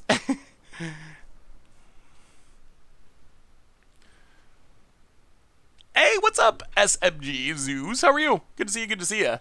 Are there even any cards with Affinity that see playing Affinity anymore? I mean, it's been a long time since actual Affinity cards have seen playing Affinity. At least in the most popular type of Affinity deck. Well, Triome. And I guess we're going Grizzly Bear beatdown. Go, Servant of the Conduit. 1, 2, 3, 4, 5. I'll hit ya. Down to 21. Look out, opponent. You think Modern Horizons could be added to Arena for Historic? Ooh. That seems unlikely to me, but maybe. Wizards does like making money. And Modern Horizons on Arena for Historic would probably make them a bunch of money. I mean, I guess the other thing is, this is something I've been thinking about. So they keep backfilling sets. We just got Kaladesh Remastered. We know there's Pioneer Masters. Presumably, they're going to go back to Shadows of Innistrad and then Battle for Zendikar and go back through the rest of the Pioneer sets. I think the question is, what's going to make Pioneer and Historic feel different? So I think that adding cards that are legal in Historic... Ooh, we'd rather not draw that, honestly. So I think that adding cards that are legal in Historic, but not legal in Pioneer, is actually a pretty good way to make sure the formats feel different. I think there are power level concerns. Although at the same time, like, Jumpstart's not legal in Modern, but it was legal in Historic. So are those, like, concerns actually meaningful? I'm actually not 100% sure if it matters. And that's the other thing is, like, maybe Pioneer just dies anyway. Because it certainly trended downward in terms of popularity, even though it has improved lately. But I think Pioneer will have to be reduced shuffle effects to stay around. Ooh,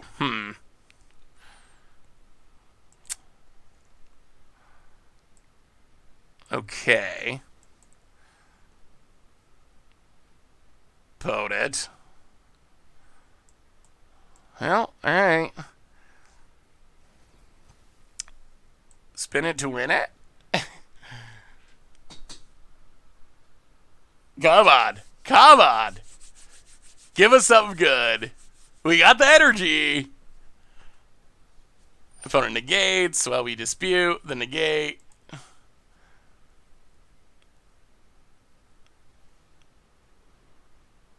And Marvel and spin it to win it into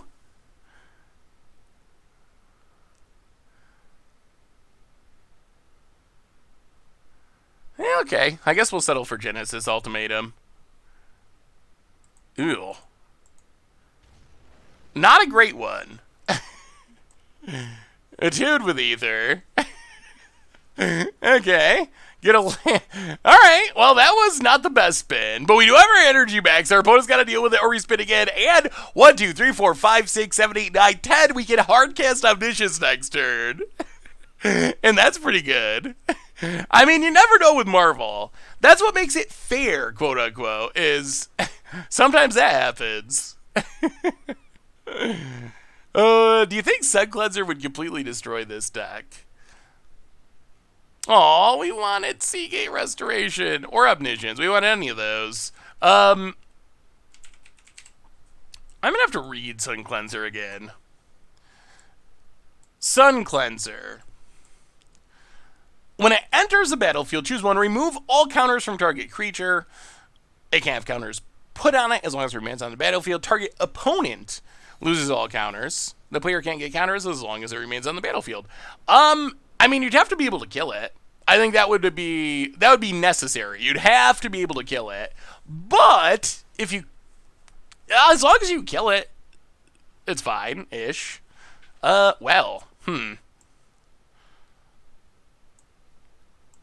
Omniscience? Glimmer of Genius? Bottom top. Roguery Fighter? Draw a card. Well, here we go. Spin it to win it. Genesis Ultimatum. Submit 0. Genesis Ultimatum. Submit 0. Servant of the Conduit. Oh boy, we're going off. We're going off.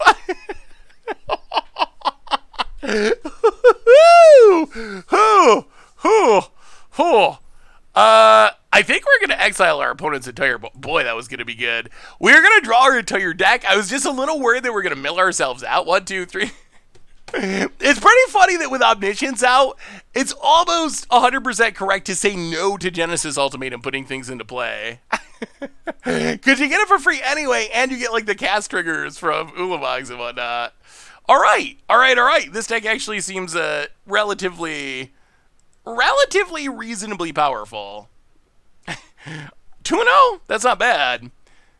So the nice thing about this deck compared to the last one is, even though we're built around an artifact, we really only need an activation. When the other deck we were playing with Paradox Engine, I keep wanting to say paradoxical outcome, but with Paradox Engine, you actually need your artifacts to sit on the battlefield, often for multiple turns. Elusive Dr. Bacon, welcome to the Fishbowl. Thank you so much for your subscription. Big soup here for you. Thank you, thank you, thank you. Well, okay. Belknap, Blooming Marsh. Ooh, wow. The Bonded Courier off of a green-black land. Well, attune with Aether. Grab a Forest. Go. Opponent. Gets an heads us. Sure. Forest. Attune with Aether. Get an island. Up to 4 energy, and there is a Marvel in hand. There is a Marvel in hand. Opponent plays a land. Untapped, hits us. Steal, gets a card. Sure. 17. And Mayhem Devil. Well, Botanical Sanctum. Roguery Fighter. Draw a card. Alright, no Thoughtseize. No Thoughtseize. No Thoughtseize. Please, no Thoughtseize. Oh, we got the Marvel. Come on. As long as there's not a Thoughtseize, we get the spin. Yeah, if it's just Sack, that does make sense. And Bomat Courier is just a very good card. Cauldron Familiar. Mayhem Devil number 2.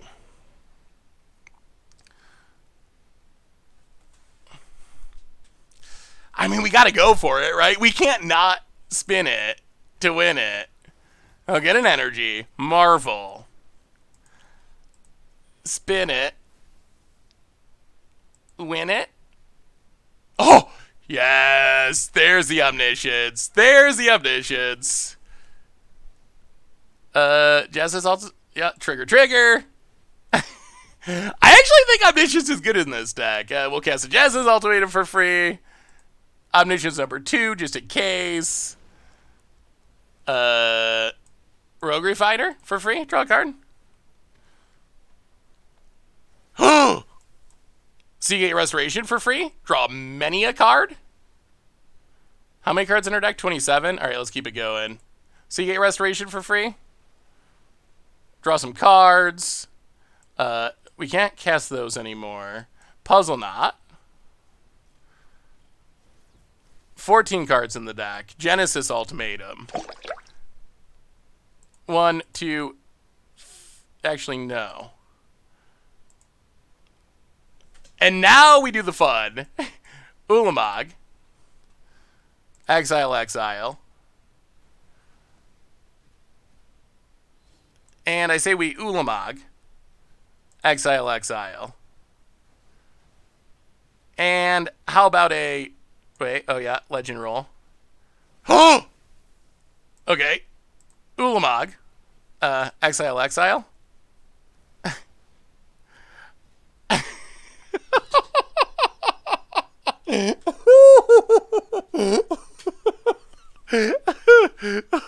I mean, that was just too fun to pass up.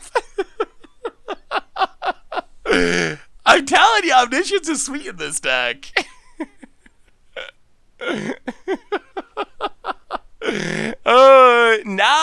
Now that we have Kaladesh Remastered, are you going to look back at some of the older decks to see if you can update them? Yes, I've already been working on some of them. So I would consider this week's Against the Odds deck. It's a special episode for Kaladesh Remastered. I would consider it an updated deck. But oh man, it is an update of one of the most classic jank archetypes that has been in Magic in recent years. And it also has Panharmonicon in it. So some of you might be able to figure out what it was. Exclamation point deck should take you to the deck list. It's a deck that we played in Standard, and people really loved in Standard. It is a Panharmonicon deck, but it is not even close to a dirtily Panharmonicon value deck. It's a Panharmonicon, I would say, combo archetype. Ooh, those are some good guesses there, not absolute and Hyver. I mean, we might be dagger burning a bit. It's possible. It's the wrong deck? Oh, let me double check that.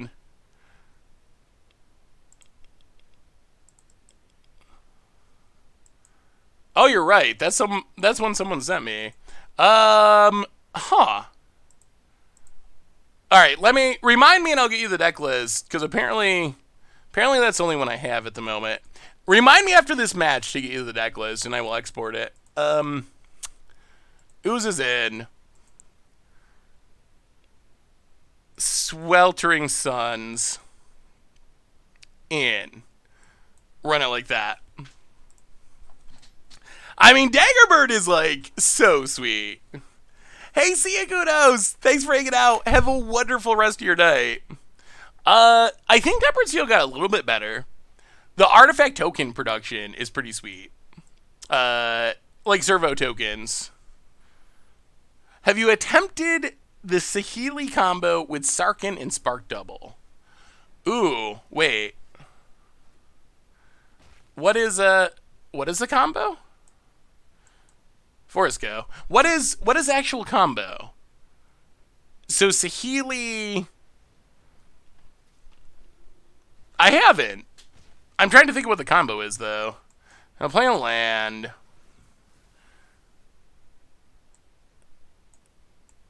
Pass the turn. Opponent. I think Paradoxical Outcome can be a thing. That is also on my to-do list of decks to play in the future.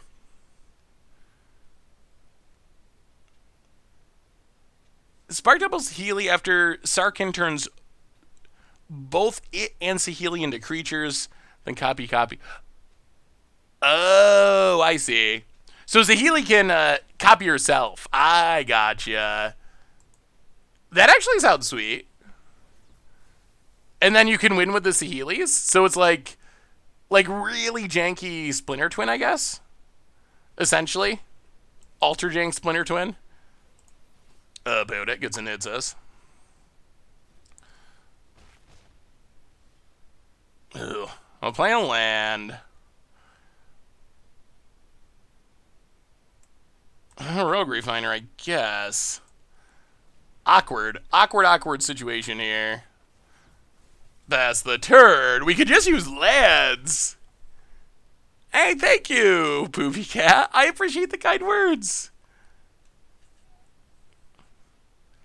No, they didn't put Felidar Guardian in the set, unfortunately. I wanted it for Panharmonicon purposes. It's one of the sweeter Panharmonicon cards. But it does make sense. Personally, I would rather, if they had to choose between Felidar Guardian and Saheeli, I would prefer they choose Felidar Guardian, honestly. Although I think it is true that there's more risk of Felidar Guardian being banned in the future because Saheeli, honestly, is a pretty lackluster planeswalker outside of the one very specific combo. Walking Ballista, I mean, it would need to be banned in Historic. Although I'm pretty okay with them printing cards and then pre-banning them. Maybe they're worried that other people are going to freak out, but there's essentially zero chance, I would say, that opponent's going to draw a bunch of new cards. I would say there's essentially zero chance that it would be okay for the format. So opponent gets some Bonded Courier, discard some cards, draw some cards.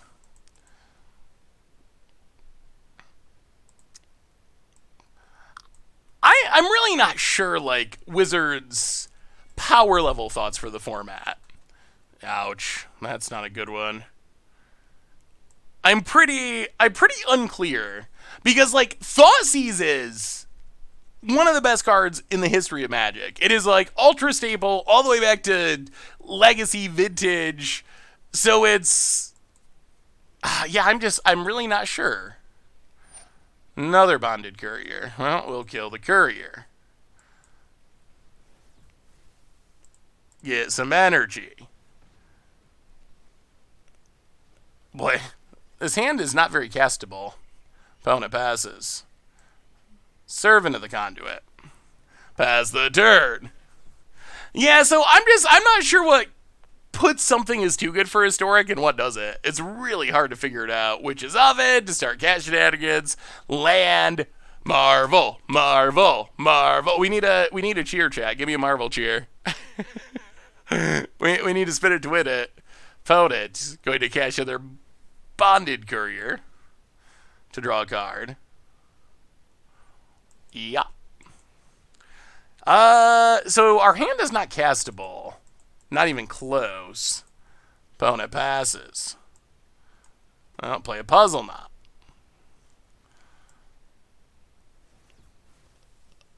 Play a Puzzle Knot. We need the Marvel. Yeah, so Kaladesh Remastered is a combo of Kaladesh and exactly what you said. I'm just repeating the words that you said. But yes, that is exactly correct. It is all cards from those two sets, but not all of the cards. It only includes cards from those two sets, but it doesn't include all the cards. Opponent gets and hits us. The notable... So there's a bunch of, like, random kind of janky cards that I would have enjoyed playing that are missing. But...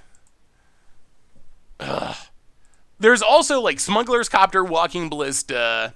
That's true. I guess Sculpting Steel is the buy a box promo. That's the one card that wasn't technically in the set. It was a expedition.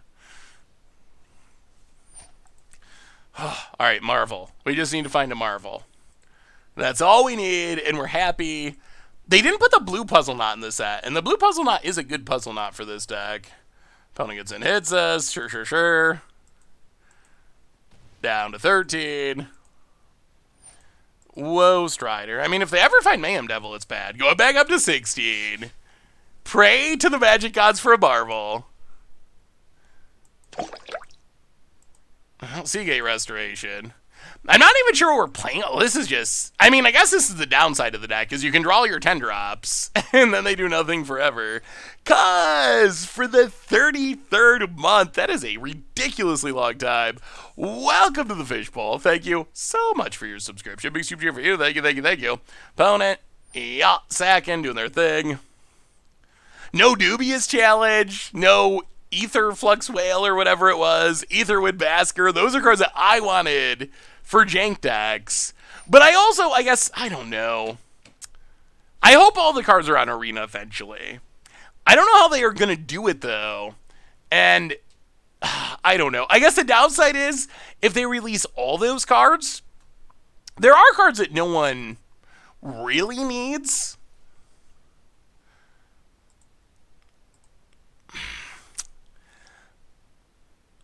So that's kind of the drawback, I guess, is it would make the set even more expensive to collect. And that's already a huge issue. Statuary? Inspiring Statuary? That was... Inspiring Statuary wasn't included either, I don't think. That was actually like a playable card, too. Oh. More lands. Ooh, we're running out of time. Wow, this is the most awkward of draws. Opponent sacks the cat, gets back the cat. Yeah, Thoughtseize is really good. Anyone have the list Seth used for the Paradox Engine deck? I can get it for you. Just be warned, the meta seemed incredibly hostile. Opponent attacks. We will block the Woe Strider. Yeah, here it is. Just, I mean, we only played like a couple of matches, but boy, was there a lot of Artifact hate. Yeah, Whirler Virtuoso would be good. That might be worth including. Woe Strider returns. Well, we get one draw to, I think it's got to be Genesis Ultimatum or Marvel. Or we're dead. Servant of the Conduit. 6. Well, alright. I guess we won't just scoop. I think we can double jump. But now I'm not even sure. Even if we hit Marvel, do we live? Wow, this has been a clunky draw.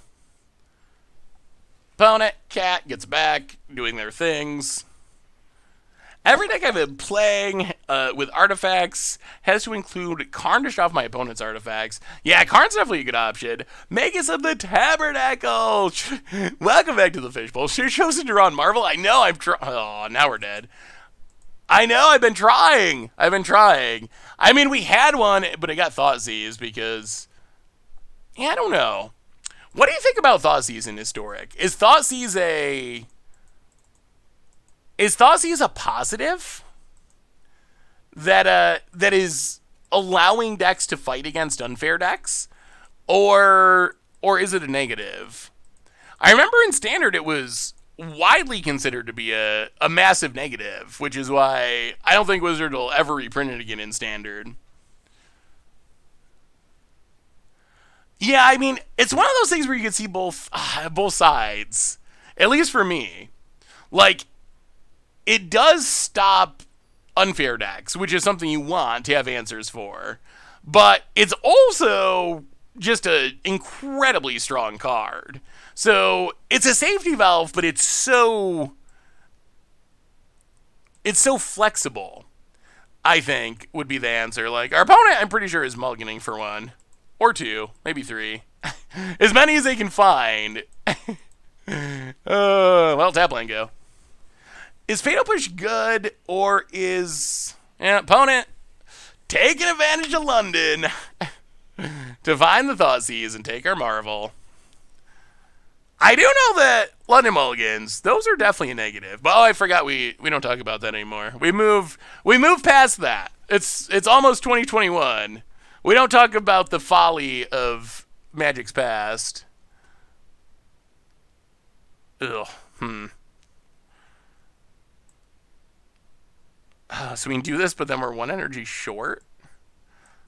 Well, alright. Attune. Get a forest. Play it. Alright, how about a Ether Hub? Seagate Restoration. Well, we'll just wait a turn. Play Rogue Refiner, draw a card. If they draw Thoughtseize. If they top deck Thoughtseize. Land. Haha! Okay. Spin it to win it, spin it to win it. Found it. Well, yeah, Marvel. And spin it.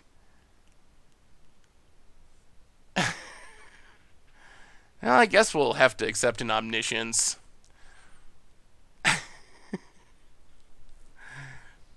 How about a Genesis Ultimatum? Submit 0.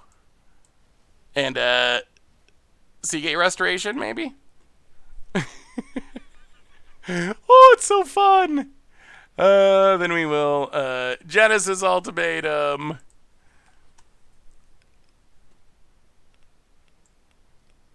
Put the lads into play.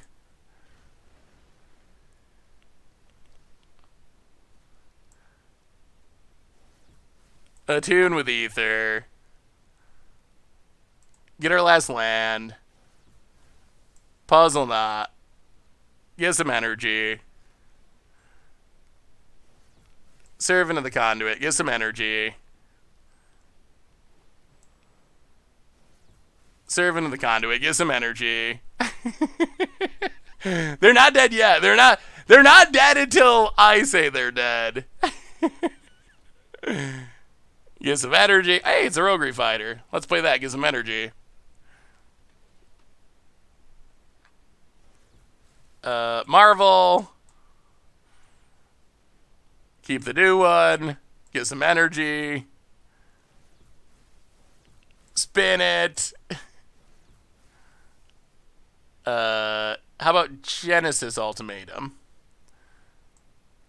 And alright. We found all four, so now the fun. Actually, wait. Let's gain 3. We gotta send that last message.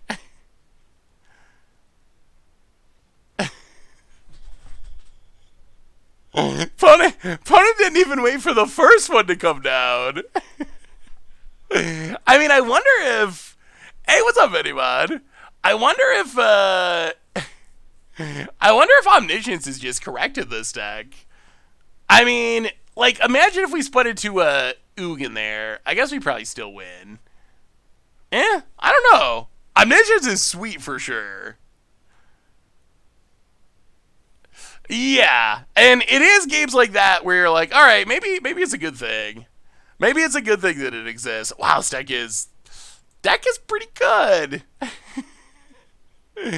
Not bad, not bad, if I do say so myself. Oh, you reminded me too late, Grateful Dead. All right, after this match, Arena is weird because you can't do two things at once. On Moto, you can... in Moto, you can get to your collection and be in a game, but you can't do it on Arena. Faster remind me as I'm casting all the puzzle knots before the game ends, rather than after, the Ulamogs and the opponent scoops. Well, it might be a quick one because we're mulligan this. How much beard maintenance do I do? Honestly, it is relatively minimal. I mostly treat my beard like I do my hair, for the most part. So just kind of the same, like wash it when I take a shower. I don't really use special stuff on it. Comb it once in a while. Yeah, I was wondering how good it was going to be in this format because, as you mentioned, it was like busted in standard. Alright, we'll just go full combo. It was like busted in standard to the point where it was going to be banned. It was banned. And then I thought it was going to be busted in Pioneer. Like, I really thought it was going to be, like, bannable in Pioneer. One of the best things in the format. Ban, broken. And it ended up doing nothing, really. Am I up to stage? Yeah. Bounty Courier Soulscar Mage. Sure. Well, there's a Soulscar Mage. Play a land. Play the Servant of the Conduit. Alright, we do need a Marvel if we're going to spin it to win it. Opponent, they must have a land. Lightning Strikes. Grows their dorks. Hits us. Wow, no land? Okay. Well, Rogue Refiner. Opponent let that go to waste. Pass the turn. Opponent plays the land.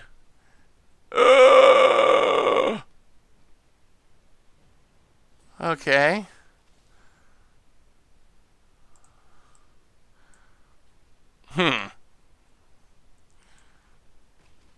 Well then.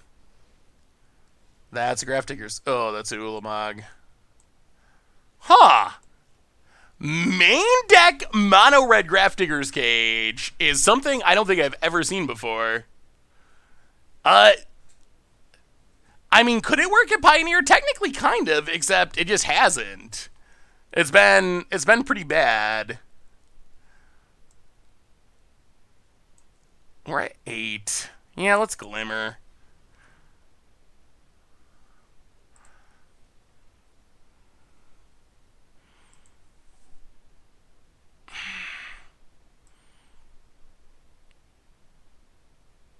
We don't have any way to get rid of that, do we? Huh. So what is our actual game plan here? Drawing lands. Yeah, maybe we do want Whirler Virtuoso at some point in the 75. Chandra grows the dorks. Yikes. Main deck Grafdigger's Cage. Is that really where Historic is at these days? Well, we're down to 2. Play a Puzzle Knot. Crack a Puzzle Knot. Seagate Restoration.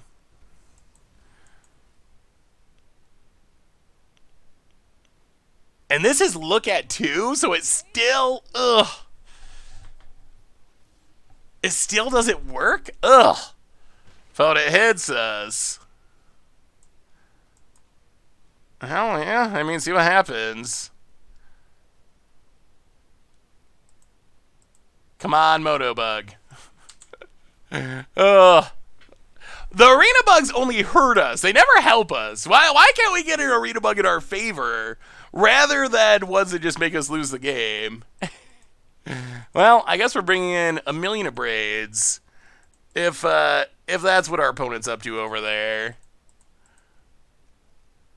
Alright, a braid's in, Aetherworks in. A braid answers the main deck Gravedigger's Cage. With the first deck we were playing, I don't even know what happened, but we wanted to cast a Paradox Engine off the top of our library with Mystic, the Pizza Oven. I was going to say Mystic Sanctuary, but whatever the Pizza Oven one is, Mystic Pizza Oven. But we were going to cast it, and for some reason we went to cast it. It showed us our entire deck rather than just the top card, which it was supposed to. So it showed us our entire deck, and then it just passed the turn to our opponent's turn, and we lost mid-combo. So yeah, that was very strange. Forge, that's right, Mystic Forge. Opponent plays a Mountain Gravedigger's Cage. Yeah. Alright. Main deck Gravedigger's Cage. What is this world we live in? Opponent passes. I am not sure if it was clipped. It might be. I mean, the whole stream is also replayed. It was actually our first match, I want to say. I believe it was the very first match of the stream. Well, alright. Opponent, Bone Crusher, kill it. Pay some energy. Alright. Play the land, pass the turn. Awkward. I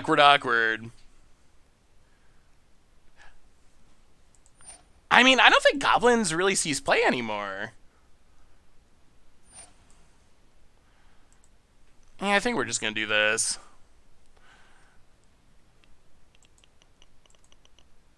Boat it. Alright, play Rogue Refiner.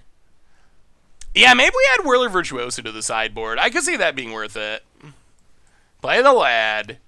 I mean, we're getting close to Genesis Ultimatum. The cards don't go into play, but they go into hand at least. Opponent kills the Rogue Refiner. Down to 2 cards, sort of. Hard cast light up the stage. Mountain and, oh sweet mother, Hazoret. That is the last card we wanted to see, like literally. Well, there's a Hazoret. Go back up to 20. Opponent plays the land. Oh, how do we beat a Hazoret? We take 5. Oh, that light up the stage was so good. Well, we draw Ether Hub. We Genesis Ultimatum.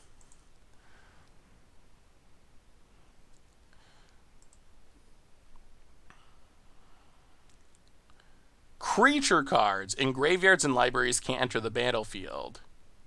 Okay. Well, Omniscience, these are not creature cards.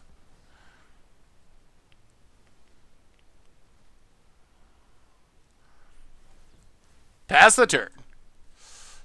We might actually... I think that was actually a putt. We should have probably held on to... Oh, no. We probably should have held on to cards for Seagate Restoration purposes.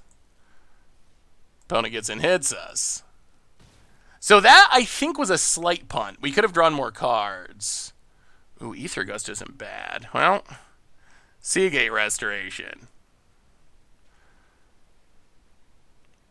Seagate Restoration. Rogue Refiner. Now we need 2 Abrades to oh no, we're hitting all the lands. Rogue Refiner.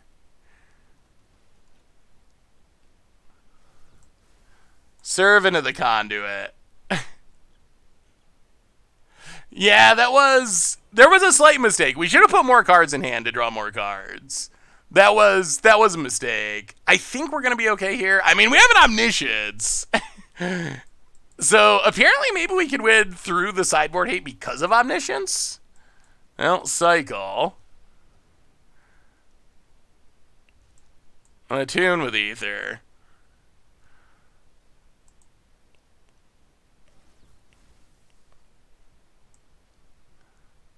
Botanical Sanctum. Go. Okay. Vote it. I mean, we're doing it. We're staying alive. Vote it. Robin ruins us down to 11. I mean, we can Ether Gust this Hazoret at some point if we have to. Discards a land. Hits us to 9. Goes to combat. Attack. So we will block.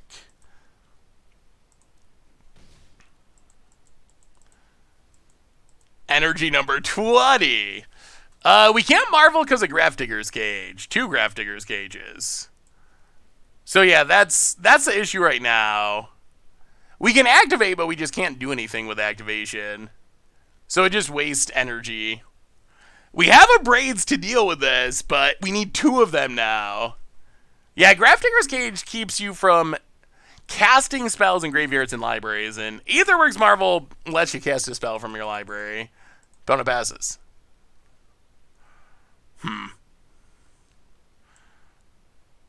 I'll go to combat. Attack. Servant of the Conduit.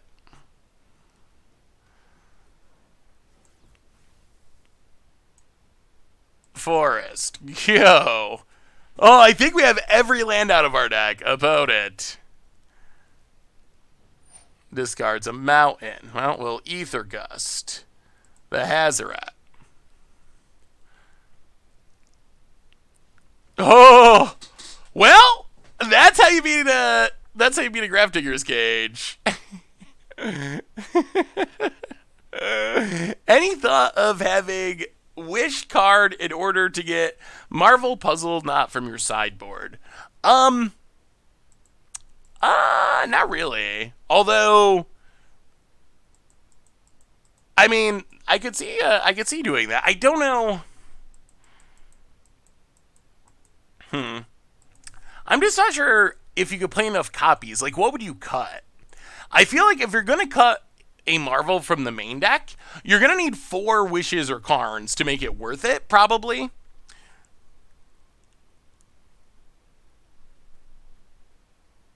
And then what would you cut to play the Wishes? Also, yeah, I don't know.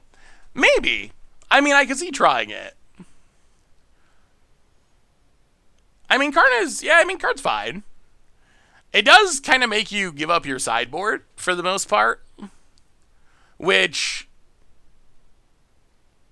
is either good or bad depending on your colors.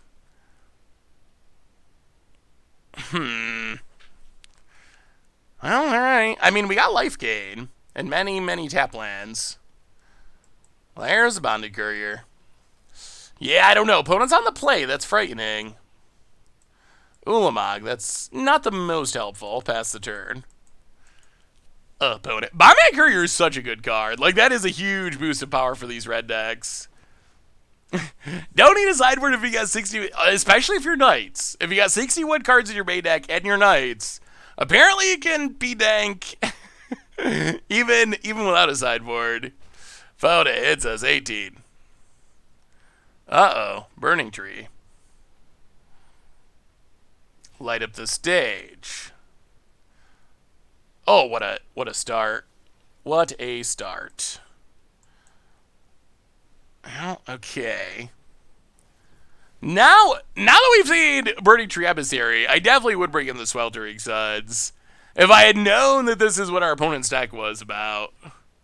Bone Crusher. Hits us.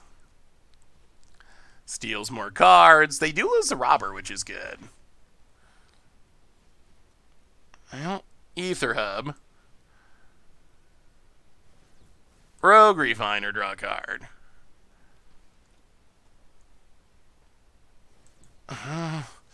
Alright, Marvel, please. Opponent has a Braid. Oh, they're going to draw so many cards. Yeah. Hits us for a bit. Oh, dear. Really?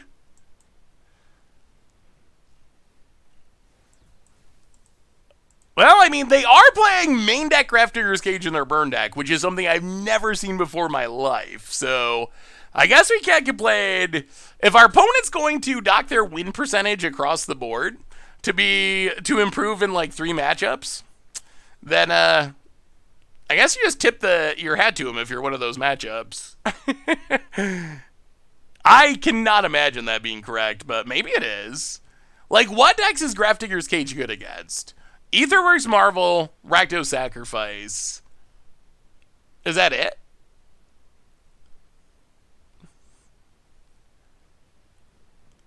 Goblins isn't actually a deck anymore, I don't think. Is Goblins... Do you actually play against Goblins? I feel like I play against Goblins once every, like, 50 matches now, when it used to be every other match a while ago. But I feel like Goblins is just not actually a deck. It actually does nothing against God Pharaoh's Gift. People love to bring it in against God Pharaoh's Gift, only to learn a lesson that it doesn't actually do anything at all. Opponent gets in. Yeah, we're getting to see the power of a Bonded Courier. While I'm skeptical Grafdigger's Cage in the main is right for burn, Bowman Courier almost certainly is. Opponent drew, what, 6 cards? Yeah, more lands. Alright, well, the tech worked that time for our opponent. YH Cage good against Marvel. It stops Marvel. Marvel does nothing. Yeah, because Marvel lets you cast spells from your library, and Grafdigger's Cage disallows you from casting spells from your library, so it's basically just a hard counter to Marvel in specific. So, I can kind of see an argument if you're a deck that can get rid of it. Like blue-white, if you got a bunch of card draw or like Thirst for Knowledge effects, where you can get rid of it, then I can see more of an argument. I think for burn in specific, I'm pretty skeptical because burn you really need to maximize your damage, and that's why traditionally burn decks you don't play cards that don't deal damage for the most part, because the problem you're gonna have is you get your opponent to 2 life or something, and you need that one more spell to close out the game, and then you top deck 2 Grafdigger's Cages in a row. That is the drawback to that technique. So, but maybe the metagame, I don't know. I guess we'll have to keep an eye on it. I wouldn't think the metagame personally is in that place, but... Alright, deck list being updated. But if you're playing like blue-white control, if you're playing things like that, then things that have looting effects, cathartic reunions, if you have ways to filter it, then the opportunity cost does drop a little bit. Yeah, I mean that's why if you ever see Modern Burn, if you're yeah, I got mulligan that. If you ever see Modern Burn or played against Modern Burn, sometimes you'll be playing like a deck that has Snapcaster or something, and your Modern Burn opponent will bring in Rest in Peace, and you like do a little dance because you're like, okay, like sure, like my Snapcaster doesn't do anything anymore. You got me. But that is not 3 damage going at my face, so I think the fact that you, like, drew a Rest in Peace actually, like, improves my odds of winning this matchup. Opponent has a Vote Crusher. Well, we'll attune. Grab a Mountain. Botanical Sanctum. Servant of the Conduit. Go.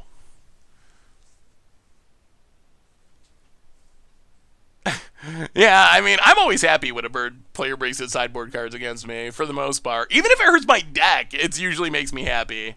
All right, opponent's Bone Crusher Tribal. Glimmer's interesting. And let's just see if we can Glimmer into Marvel and win. That would be good. We would accept that. Opponent. What is our opponent playing? Rakdos Giants? Vote it. Scavenger Grounds? Sure. There's the Aussies.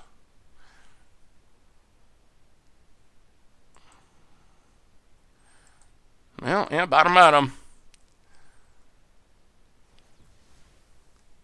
Opponent. Takes Glimmer. Plays a Bone Crusher. Well, that's a tomb. Thin the deck. Get a forest. Play it. Play Rogue Refiner, draw a card. Well, the good news about where we're at is we got so much energy, we're theoretically just a top deck away from maybe just winning the game. Opponent. Fabled Passage cracks it. There's a classic bird strategy when they have path in, and you are so happy they're pathing your stuff instead of throwing bird in your face. Yeah, it's exactly true. Ooh, our opponent actually knows how to use Revolt, which is impressive. A surprising number of people think of Fatal Push as just kill anything and throw it at your creatures and then Shame Scoop. That's happened to be like at least 3 times, maybe. Rekindling Phoenix. Well, we will Rogue Refiner, draw a card. Symbiosis. Go. No thought seizes, please. Opponent let. Goes attacking. Kill the giant. Alright, this Genesis Ultimatum could be really good. Oh, wait, green. Blue. Oh, we can't cast it? Glimmer. Well, okay. Green. Blue. Oh, we can cast it. No, green. Blue. We can't cast it. All right, well, then we'll do this. Oh, okay. Well, that's not a bad hit. Oh, about it. Are you happy to see Kaladesh in Historic? It is certainly shaking up the format. Podet increases the clock with a Chandra. Uh-oh, gets and hits us. Ooh, boy. Ticks up. Down to 6. Scrap Heap Scrounger.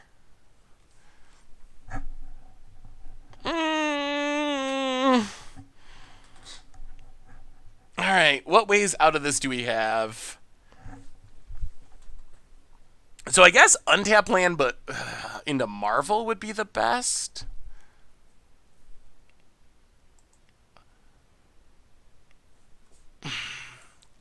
Glimmer. Bottom. I think we're dead. And we are officially... Do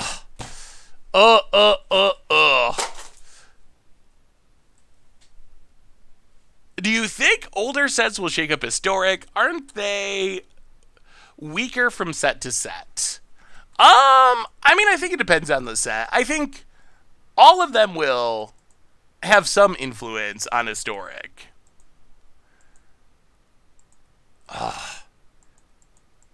So many Thoughtseizes. I wonder if we can find a way to play Thoughtseize in this deck.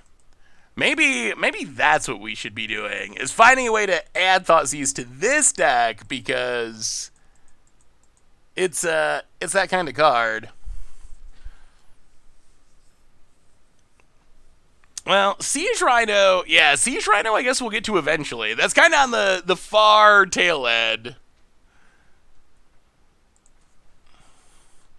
Alright, we'll keep.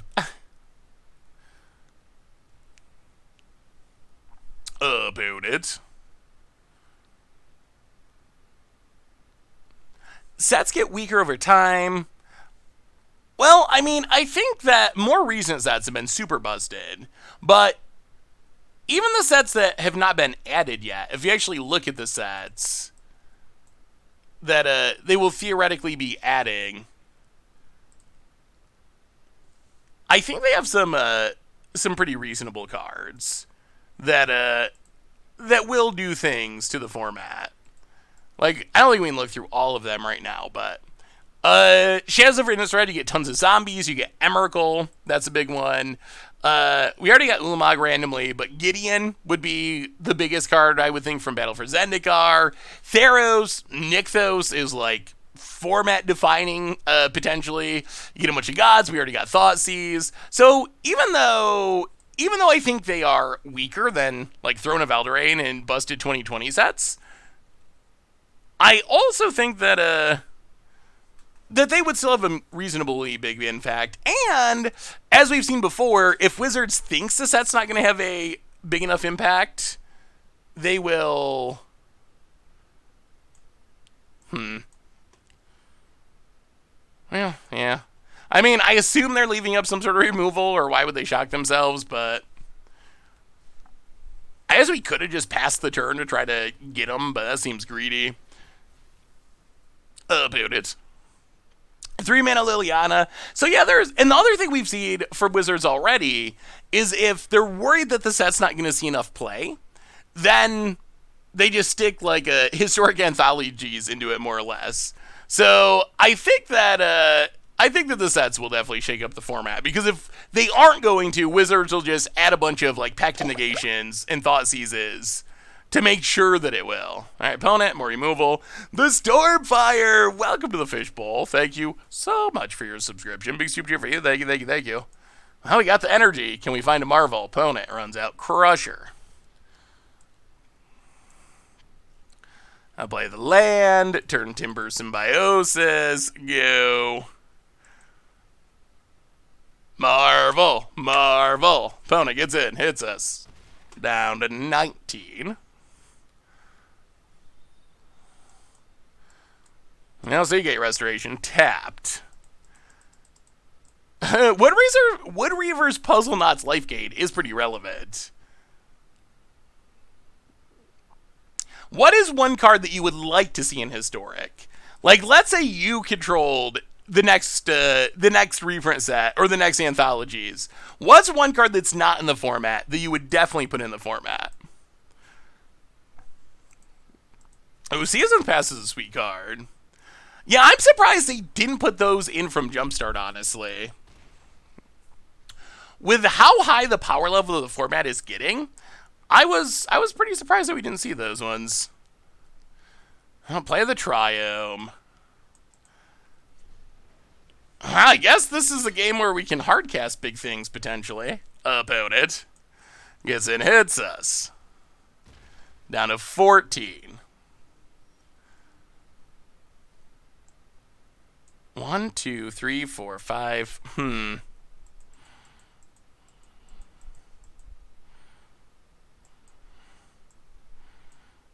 Alright, Seagate Restoration.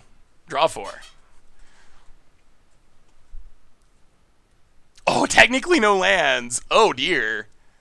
No lands, no Marvel. That's awkward. Opponent gets in, hits us. So we can't Ugin and we can't Marvel? And our opponent found Chandra? Oh, this is very ungood. Very, very ungood. Ooh, ninjas would be super sweet. And a Chain Whirler. We go to 9. Well, attuned with Ether. Get a land. Play it. Rogue Refiner.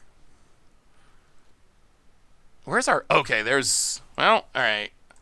We're going to go for it. This could end in disaster, but we got to go for it. Well, Genesis Ultimatum.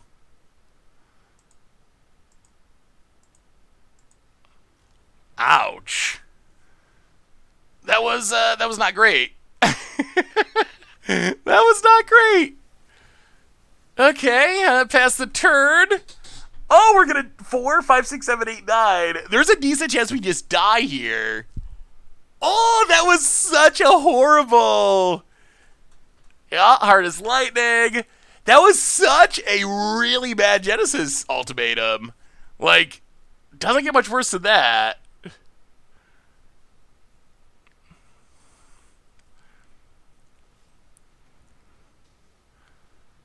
Yeah, kills them both. Well, 4, 5, 6, 7, 8, 9. So we're going to be at 3. 1, 2, 3, 4, 5, 6, 7, 8, 9, 10. Well, we'll see. We do get to play Omniscience. We should be okay. We should be okay.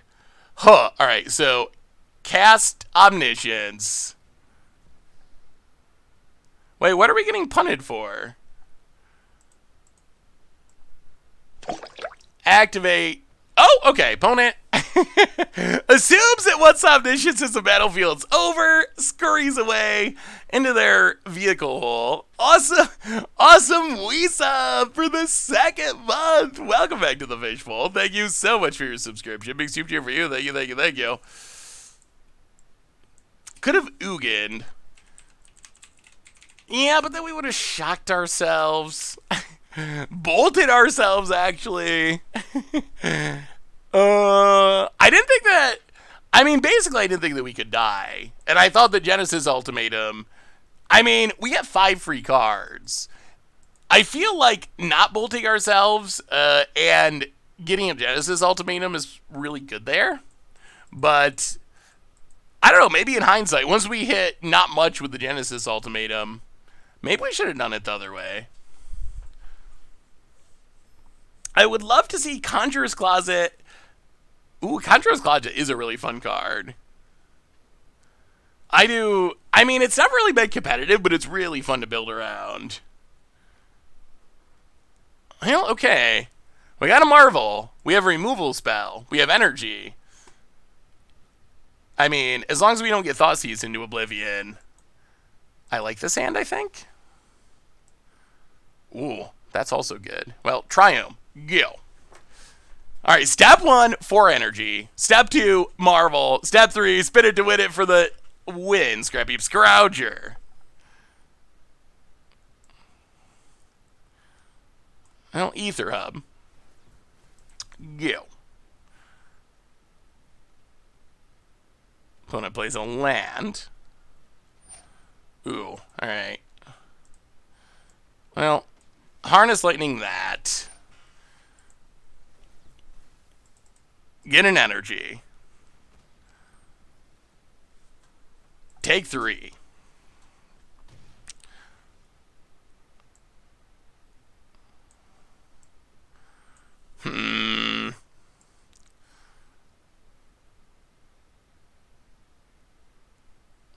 Now let's attune for an island.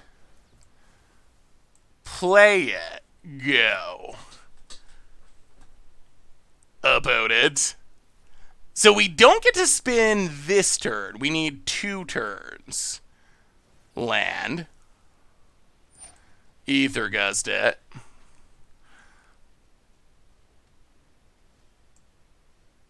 Rogue Refiner. Draw a card. Symbiosis. All right, that's 6. That's the magical number. No Thoughtseize. We got a lot of goodies in our deck. We haven't drawn too many of our goodies. Scavenger Ground. Chandra Returns. Opponent. Mana. Harness Lightning. Okay. Bone Crusher. Well, the time has come for the spin. Kaldheim, I don't think we're going to get spoilers till the first of the year, I would guess. Well, Marvel. Spin it to win it. Whoa. How mad are you going to be if I take Genesis Ultimatum, chat? What's the anger level? High? Super high? I can't resist. Okay, that works. Is 5 cards better than 1 Ugin card? That's the real question. Opponent, Fatal Push is the last card. Sure. Play the land. Play the servant. Pass the turn. And I mean, I think we're good. I think we're good. Opponent's head explodes. I mean, is Genesis Ultimatum better than Ugin?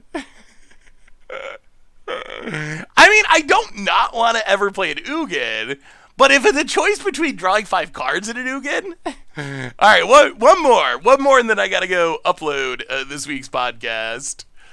I mean, I've been having fun with this deck. I think this is a deck that I hope it is good enough that people can play it. I think we're 4-1 now. I think we're good enough. I want it to be good enough that people can play it. But I also hope it is not the best deck in the format. Because it is a deck that's really annoying as the best deck in the format. David Intizul. I feel like I butcher your name every time. 14-month resub. Welcome back to the Fishbowl. Thank you so much for your subscription. Big soup cheer for you. Thank you. When are we getting Panharmonicon? So, we already Panharmonicon last stream. And against odds on Wednesday is more Panharmonicon. And we'll probably play more Panharmonicons at some point. I think we mulligan that. We got a lot of expensive stuff. Oh, alright. Well. Yeah, Omniscience to the bottom. Well, this is awkward. 2 Aether Hubs, no other lands. Marvel, I think, is a lot harder to hate out than some of the other ones. Some of the other artifact decks, I should say. Like the one we played earlier, the Paradox Engine deck. I feel like because Marvel can win with a bit of luck, but as soon as it hits the battlefield, it can theoretically win. I feel like that puts it on a whole nother level as far as the ability to hate it out than some of the other decks. Well, play a Puzzle Knot. Oh boy. Alright, Sultai Ramp. Oh, maybe we should have stopped while we were ahead on the last one. Opponent. That plan. Well, yeah, Aether Hub, Rogue Refiner.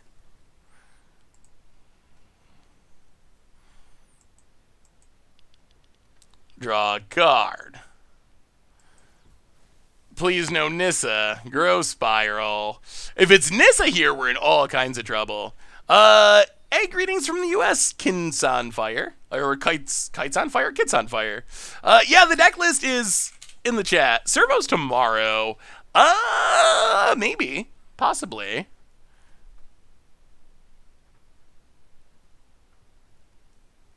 How, have you got to play your servo deck at all, JP? Like, how's it been working for you? About it.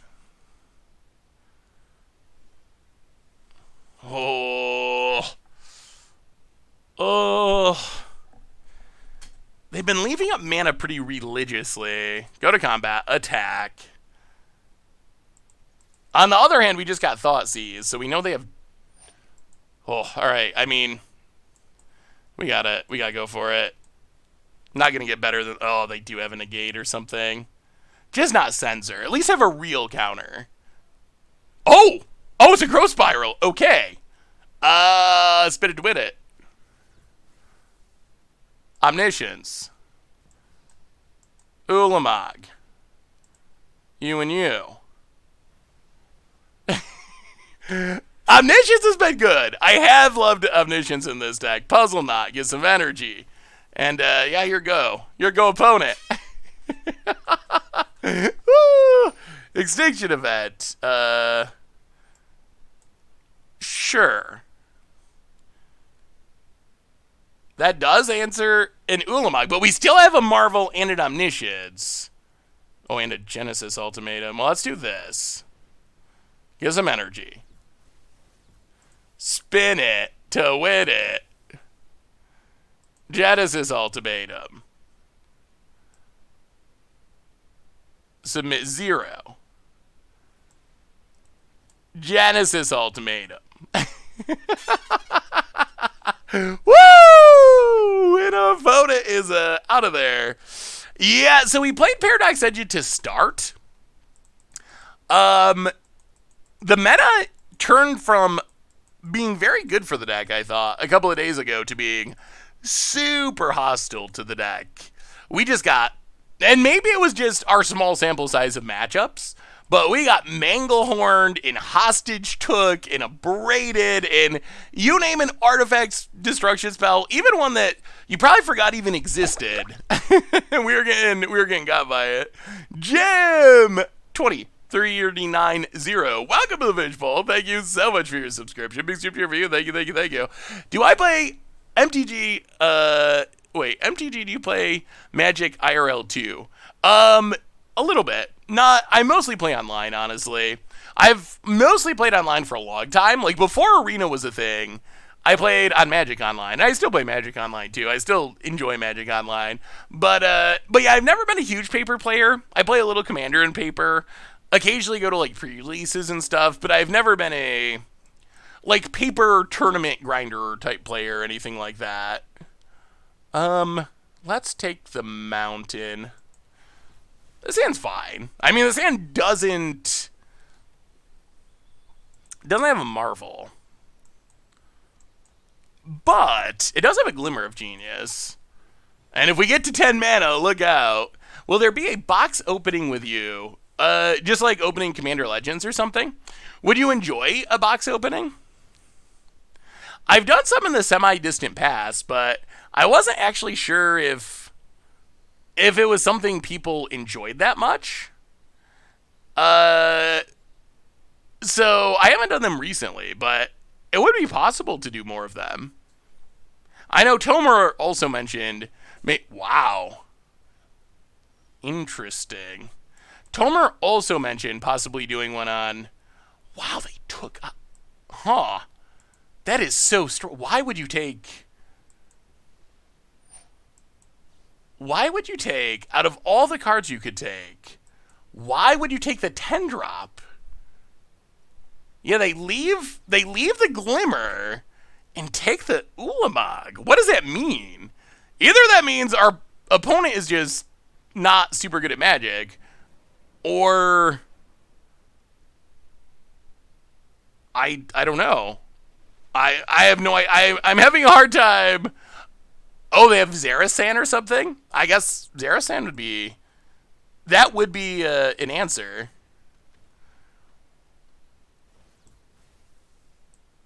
Yeah, let's go attacking. Janky beatdown. Dot deck. Opponent. Plays a land. Ah, I see. They are planning on stealing it. When does this return to hand? At the beginning of the next end step. So we got to kill it on our end step.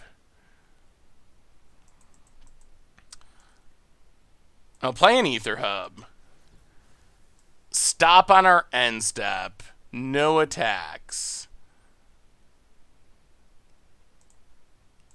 Harness Lightning.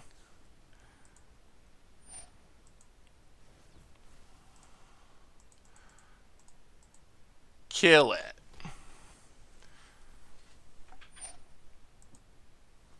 Pass the turn. Well, that buys us a little bit of time at least. Oh, okay, Scarab God. Again. Well, let's see what we hit. Genesis Ultimatum. Not horrible.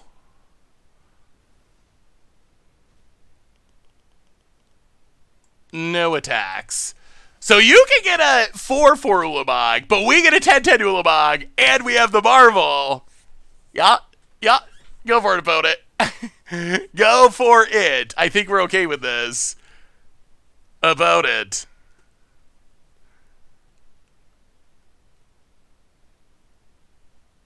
Euro Spirals. Hey, good to see you, Thick. It is going well. Ooh. You did, you kind of caught us right at the end of the stream, but still, it is going well. Well, play Ether Hub.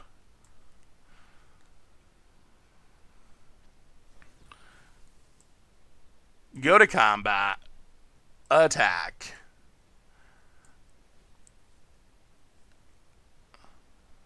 Exile a bunch of stuff.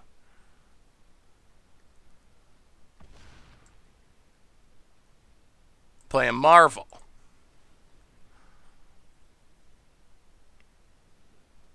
Legend roll. Get some energy. Spin it to win it.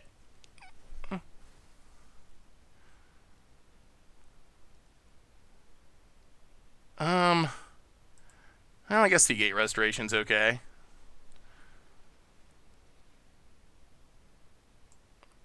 Servant of the Conduit.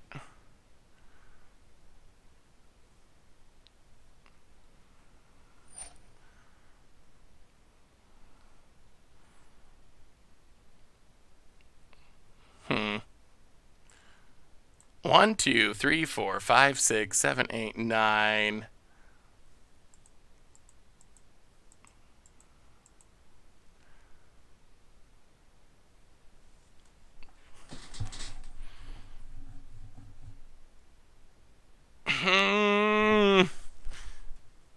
Okay. To the bottom. Well, opponent gets to scry. To the bottom. Yeah, I don't know how this goes, honestly. This Ulamog gets to eat away a bunch of our cards. Yeah. Well, we will take it. 11 cards in the deck.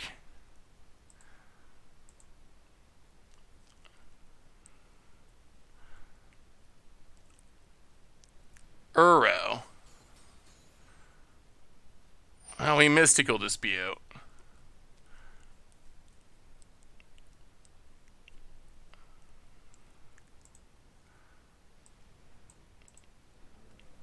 Alright, opponent pays. We gotta win this turn, though? Can we win this turn? Well, okay, so we're at 10. We will play Seagate Restoration. Untapped. Omniscience.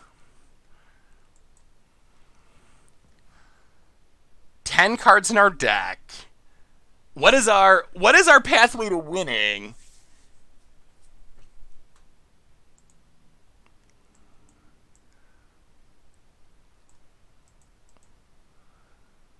One, 2, 3, 4, 5, 6, 7, 8. Well, alright. Seagate Restoration. There we go. Seagate Restoration. New Lamog.